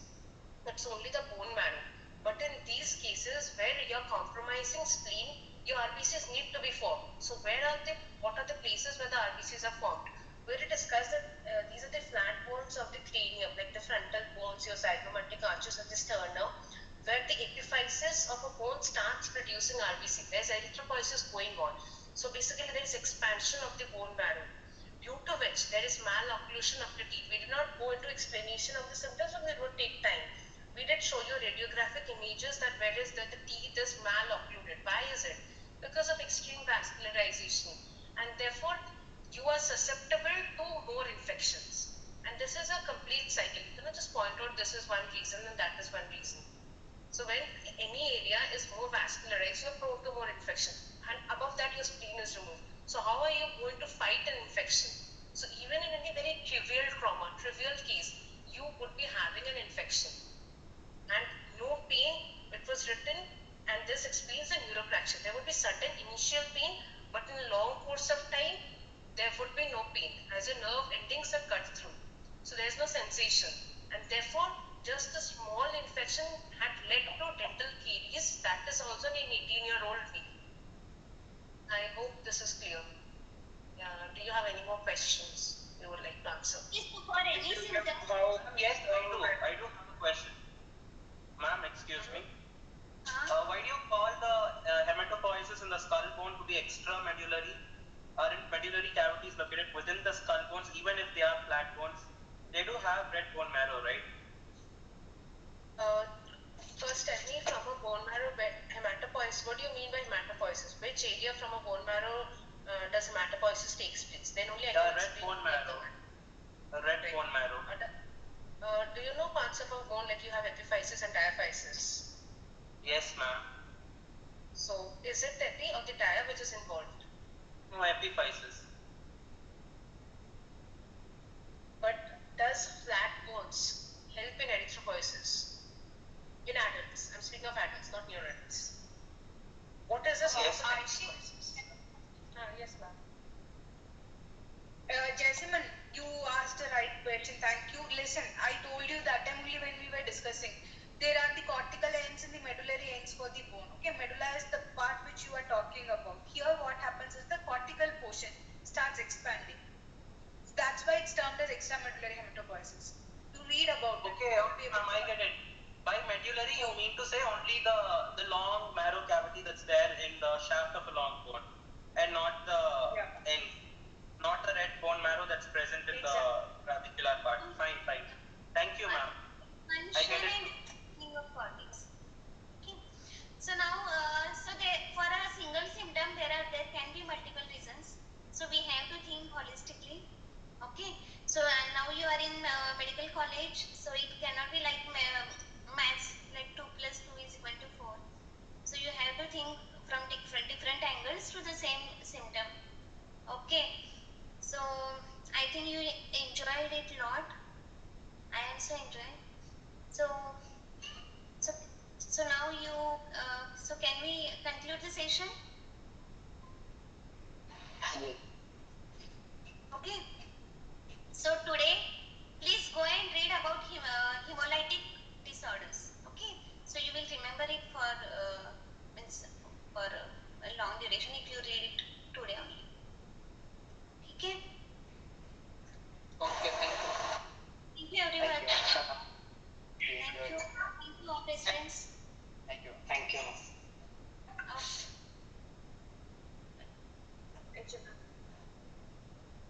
Thank you, ma'am.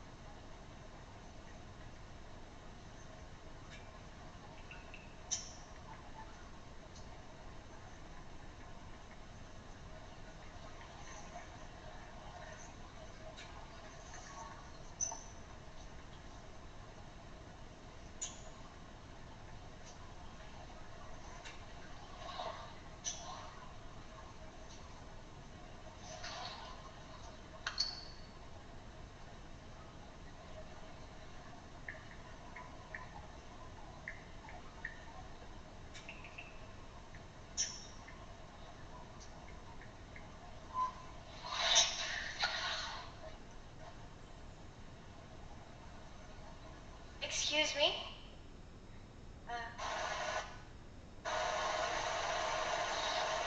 Yes.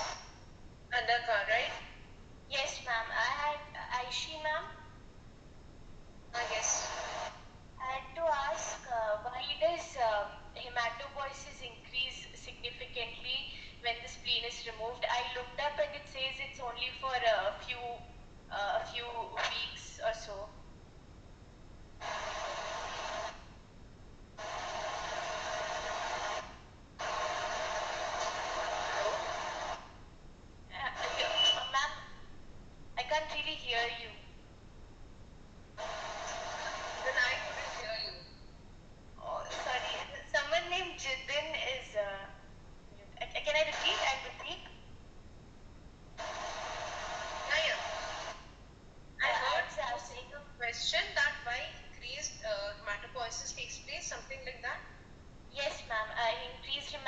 erythropoiesis immediately after the spleen is removed, but then it comes back to normal in 3 weeks, it says on a website I looked. I didn't understand, that's why. Normally, see, in thalassemia there is anemia, right? There's decreased RBC production. When you're removing the spleen, that is an initial trigger where the system feels that you need to produce more RBC to compensate the loss. Because overall, initially the body is not, if I'm telling in a layman language, the body cannot understand that, it can suspect there is RBC. They cannot understand it's old or new. So the old RBCs are getting accumulated in the spleen. But in body, it is total RBC which is they are sensing. When you are suddenly doing a splenectomy, there is a huge chunk of RBC which is getting removed. But those are actually old. So body is getting a stimulus as there is sudden drop in the total RBC count. So they need to do erythropoiesis or hematopoiesis to be very particular. So just after removal of splenectomy, there is a trigger to the immune system which in turn causes increased hematopoiesis or increased erythropoiesis. Okay, ma'am. Ma'am, but why does it come back to normal later? But see, in today's case, the person still had increased hematopoiesis. He had increased extramedullary, that is, if you can speak about red bone marrow, yellow bone marrow, and he is 18 years, that is an adult. What happens is, in adult, the cranial bones do not contribute to erythropoiesis. It is like this sternum, the iliac crest, pelvic bones, which contributes to your erythropoiesis, other than bone marrow. But here, increased hematopoiesis due to the skull bones which are getting involved. This is classical in case of thalassemia. Okay. So, his normal sternum pelvic bones are also contributing for hematopoiesis. That is RBC production. Along with that, his cranial bones are also adding on to it. Why? Because overall, he is having anemia. So there's always a hypoxic stimulus which is triggering him to produce RBC. Like for example, I can say he needs 100 RBC which is compatible to life. But he is always sensing that 100 is less for him.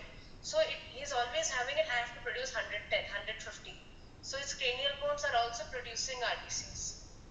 So it is though he is having increased hematopoiesis, increased RBC production, still his count is showing decreased RBC. Because whatever he is producing, it is not compatible. Why? Because the body is undergoing hemolysis. RBC ज़्यादा produce हो रहा है. ज़्यादा क्यों produce हो रहा है? Because ज़्यादा destroy भी हो रहा है. That's why we spoke about extravascular hemolysis.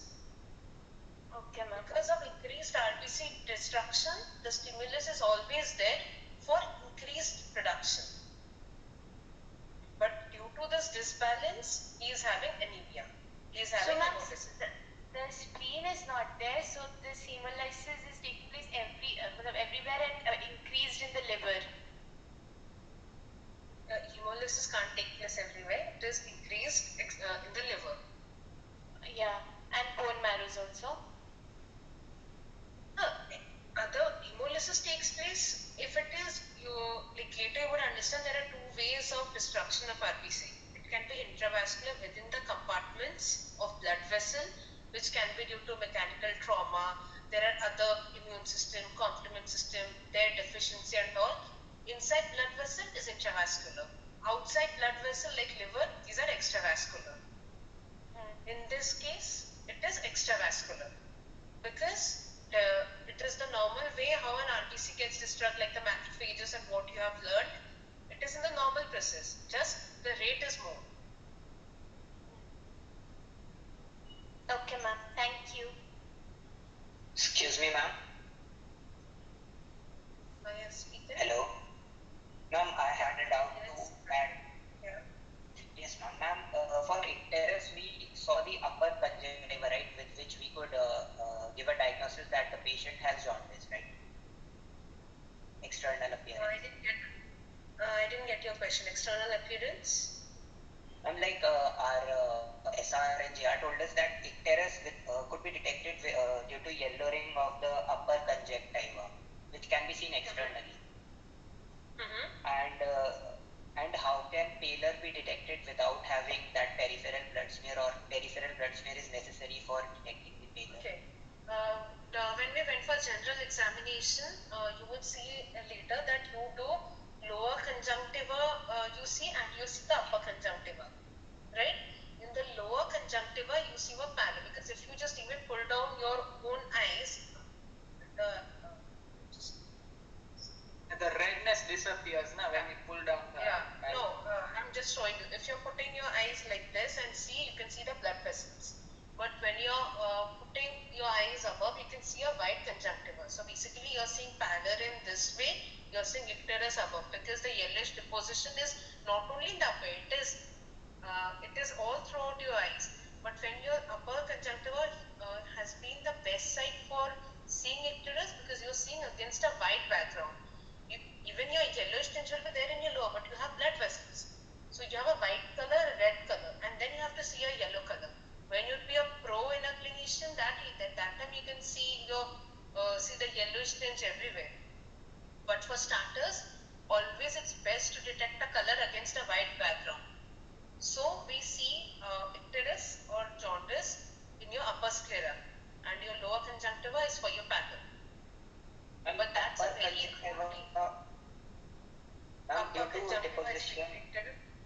due to deposition of pigments, I can understand that upper conjunctiva would be yellow and easily detectable. But due to absence of pallor and less hemoglobin, it would also be, like a pale red type of thing. So it can also be detected there.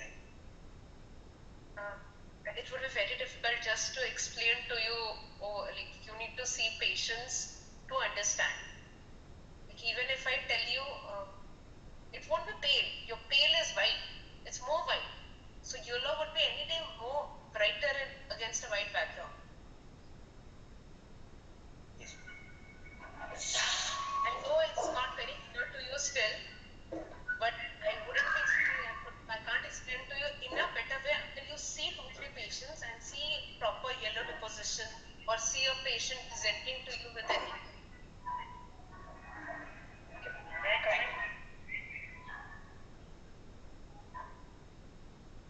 Hello? Yes, sir, you are audible. Yes.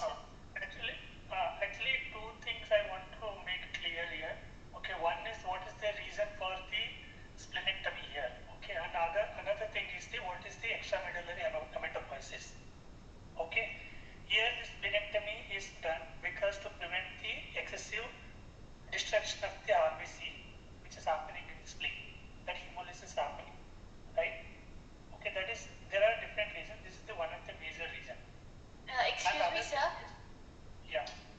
So it's not splenomegaly that caused the surgery. I mean, splenomegaly due to excessive also because it is a kind of a cycle.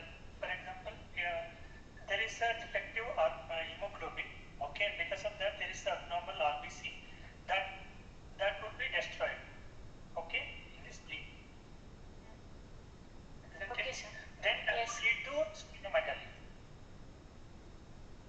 And since the RBC destruction continues, so as a precaution, and also because of splenomegaly, the spleen is removed. Yes. Okay, both. Okay. Okay.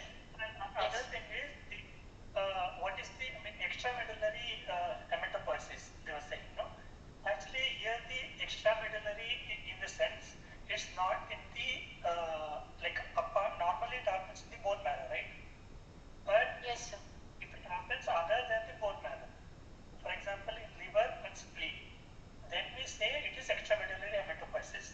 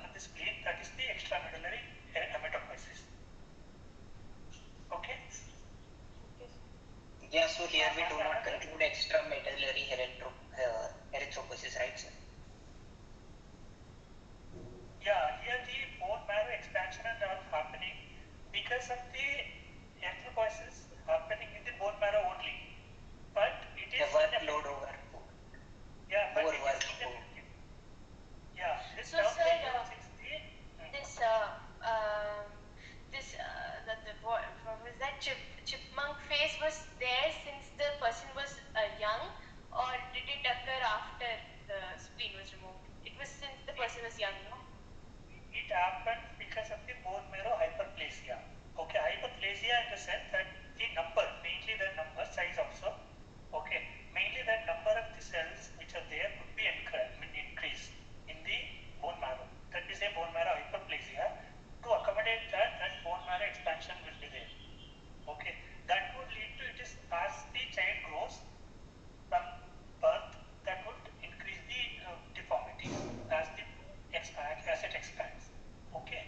Another thing is here although this erythropoiesis is happening, it is ineffective. Okay. The meaning of the word ineffective here is the reduced production of the RBC in the bone marrow due to destruction of the mild to late stage of the maturing erythroblast. Okay, if you see the erythropoiesis, there are different stages, right? Starting from the erythroblast till the matured RBC. Okay, because in this process, what happens? It is like there are different mechanisms proposed for this ineffective erythropoiesis. Although this erythropoiesis is happening, but they are not the complete functioning RBCs. Okay, they are being produced, but they are being destroyed as well. For that, again, there are many mechanisms. Okay, one of the mechanisms with respect to this thalassemia is here the defect is the hemoglobin, right? Here, especially if there is a alpha globin chain, if they are free because of the abnormalities present in the hemoglobin, that could act like a heat shock protein. Okay, What protein? Heat shock protein is a heat shock protein. Oh, heat shock protein. Yes. Yeah, okay, that would be involved because of this abnormal hemoglobin, especially this alpha globin. That would induce the apoptosis. Apoptosis is the programmed cell death. Okay, that's why these RBCs which are being synthesized, that would be destroyed. Okay, that is one of the reason. Other reason is it would be phagocytosis. In the sense this the erythroid precursor cells what are there in the bone marrow, that would be phagocytized or engulfed by the macrophages present in the bone marrow. Okay, because this is the defective RBCs. Okay, clear? So here you have to differentiate what is medullary and extramedullary hematopoiesis. Extramedullary hematopoiesis, which is not occurring in the bone marrow, not because of the different areas of the bone. Okay, it is because of it is happening outside the bone marrow, that is in the spleen and the liver, for example. Okay. Okay. Okay. Okay. So thank you all. Bye. Thank you, sir.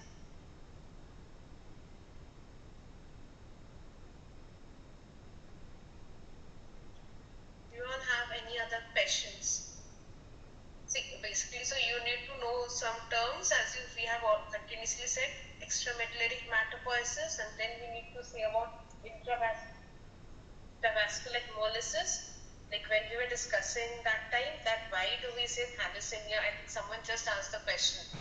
Who was it? I'm not remembering the name. When we were discussing about extravascular and intravascular, why are we saying thalassemia as extravascular hemolysis? History here, because now only we have some time as maximum unknown present. It was me, I think. Okay, another, see, the thing is when we were speaking about, when I was saying about intravascular, we say about inside blood vessels, why do we say that? Like if you want to say in scientific terms, basically we have, you've read about antibodies, and yes, you would be reading about, and you would be reading about complement systems. So what is complement system is just like a pathway or facilitator which helps in cell destruction. And this, and you use a term, scientific term is cell lysis.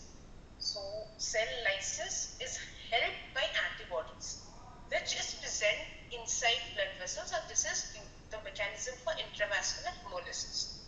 Extravascular, on the other hand, as we are continuously discussing about hemoglobinopathies, that is due to chains or deficient chains and absent chains of hemoglobins. That may be alpha, beta, gamma, delta, epsilon, whatever be it. That is outside. So it is extravascular. So as it is not mediated by antibodies and complement system, we term it as extravascular hemolysis, and as it is because of hemoglobinopathies. But in long term, this, as we were seeing, that symptomatic management, definitive management, long term way, thalassemia might present again as intravascular hemolysis because of multiple blood transfusion. This particular case only he could have presented to us for as intravascular hemolysis, as he's, at least he would have received 200 units of blood. So there, during blood transfusion, it might be that and during this blood transfusions, there is antibody transference. There might be there might be antibody production and alloimmunization, due to which later on a thalassemia case might also present as intravascular hemolysis. Okay, ma'am. So what you learned from this is you need to know about intravascular hemolysis, extravascular. So how you approach a cases, you would be given a case scenario. You need to understand the symptoms. From the symptoms, we could come to this conclusion that this is a case of something hemolysis is taking place. Then after you spoke about splenectomy, you should understand hemolysis, spleen, there should be some conjunction. Seeing the signs, when you see icterus, you will confirm that this is definitely because of hemolysis, because you can see bilirubin and all depositions which comes due to heme component that you have read. Then when you are shown the first peripheral blood smear, when you're seeing hemolysis, you're seeing an AIDS patient, we're speaking of family history, you came down to some diagnosis like sickle cell, thalassemia, or it can be hereditary spherocytosis. Then you would understand that how we need to differentiate. You saw some peripheral blood smears, you saw some differential points, then you could narrow it down to thalassemia. Then you had confusion, it is alpha or beta. Then we spoke about definitive diagnostics like hemoglobin electrophoresis or HPLC. Then we spoke about chorionic villi sampling and all different techniques which you need to know later on, and you could confirm it is a beta thalassemia. And then you spoke about definitive management, that is bone marrow transplantation, and your symptomatic is blood transfusion, which is obvious, that's like that goes without saying. And then finally you knew about some pregenital premarital screening, genetic counseling and all this, which should be done before a couple conceives if the parents are affected. Here we did not speak about that because the parents weren't affected. So this was your first orientation program where you need to understand how from some presentation you finally go to the applied aspects of whatever is taught to you. Only then, when you see the applied aspects, you would understand why you need to read more about and what are the loopholes you need to cover while you study a topic. Ma'am, I had one more thing, last thing. In the spleen, there are sinusoidal capillaries. So in sickle cell disease, when this RBC is sickle shaped, it gets stuck in those capillaries. Then macrophages from the red pulp come and phagocytosis. So that's extravascular, no? Yeah, because RBC hemolysis normally is only extravascular. Yes, ma'am. Excuse me, ma'am. If you all have, yeah, Karthik. Ma'am, one of the findings were of some other batch was that high iron could tell us high concentration of bilirubin in the blood. How is that related? High iron content is indicative of high bilirubin. Yeah, one of the findings was this in some other group, not ours. Can it be because the capillaries get, the bile capillaries get blocked in the cells because of high ferritin? First of all, high iron or high ferritin is because of multiple blood transfusions. It is due to multiple blood transfusions. It has nothing related to erythropoiesis or hemolysis. you're getting more blood, you're depositing more iron, more heme. When it undergoes hemolysis, there is more unconjugated bilirubin. Therefore, there is increased bilirubin. But it would not be very correct to say that just high bilirubin is because of, obviously bilirubin is a degraded product of heme. Yes. But I still didn't get the question properly. That was all. Major and minor thalassemia. In beta thalassemia, major and minor both would have both the genes affected, right? Autosomal recessive, so both would be deceased. Then you would, for this, you would now go for the chromosomal thing, that autosomal recessive. Now there is like beta thalassemia trait, beta thalassemia minor, intermediate, major. If all the, it's like, I think you've read about alleles. If all the 4 alleles are affected, it is major. If only one is affected and it is asymptomatic, it is straight. And if two is affected, it is intermediate. Major, minor, intermediate, it is basically on the number of number of alleles which is affected. In case of beta, there are only one gene with 2 alleles. In alpha thalassemia, there are 4 alleles. There's 4. Yeah. So in case of beta thalassemia, if one is affected, then there would be no symptoms because it would be carrier, and if both are affected, then that is called symptoms. So how we differentiate? That is straight. It depends on the symptoms, because you hardly would see a beta thal major case. You would get to see, but more frequently you would see an intermediate case. Because this was we took up this case because it was a beta thal major and 18 years. Usually beta thal cases die by 18. They die before attaining puberty. Usually. So it's just based on the symptoms and the karyotyping. But you would majorly see the intermediate cases and the minor, thal minor. In this case, were there any specific symptoms which led us to major beta thalassemia major? Here there weren't any specific symptoms. They found out this major. Here, first the parents were not affected, so they didn't die. Still, he was 1.5 years. He never knew he was suffering from thalassemia. Because suddenly, from 1.5 years, he was having this lethargy. Then he was not growing up. The stature was shortened as compared to the others. When this case was taken up to the department, and then he had to undergo multiple blood transfusions and underwent karyotyping when he was diagnosed beta thal major.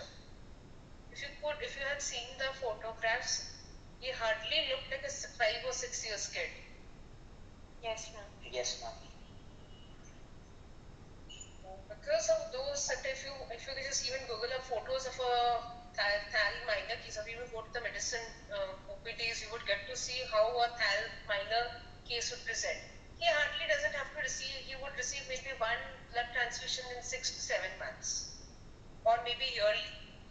They usually, when you're in your postings, you would understand this thal minor, these cases, they do not celebrate their original birthday. They come once yearly to get blood transfusion and they call it that birthday.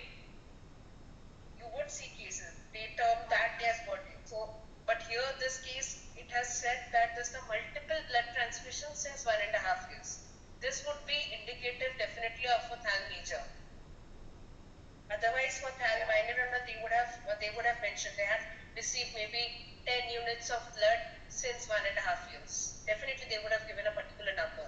But here they have left it as multiple. Multiple would have gone above 200. And therefore, if a patient who in 1.5, so in 14, 16 years have received so many units of blood, definitely his bilirubin, specifically unconjugated bilirubin, is supposed to rise. Okay. Got it. Thank you. Okay, so I think we can leave now. In case of any other questions, you can definitely come back to us. Thank you. I just wanted to ask that how do we say about hepatic jaundice? Means hepatic jaundice is due to intrahepatic obstruction, or is it due to improper release of conjugated bilirubin into canal? This would be very gross thing, because for hepatic jaundice you have, if you go to the structure of a liver, you would see pre-sinusoidal, intrahepatic and post-sinusoidal. If it's a pre-sinusoidal obstruction, you got different causes of jaundice. If it's a sinusoidal, you would have different causes. If it's post-sinusoidal, if it's a portal vein thrombosis, portal venous obstruction, you would have different presentations. So this I can't explain to you in 2 minutes. You need to have a basic knowledge of a liver anatomy, understand about sinusoids, what is pre-sinusoidal obstruction, what is post-sinusoidal obstruction. In each case when it's obstructed, what are the metabolic products at each case it's getting deranged, then only you would understand the manifestation. Okay? We can discuss all of this later. Like, you can come up to the department and talk to us.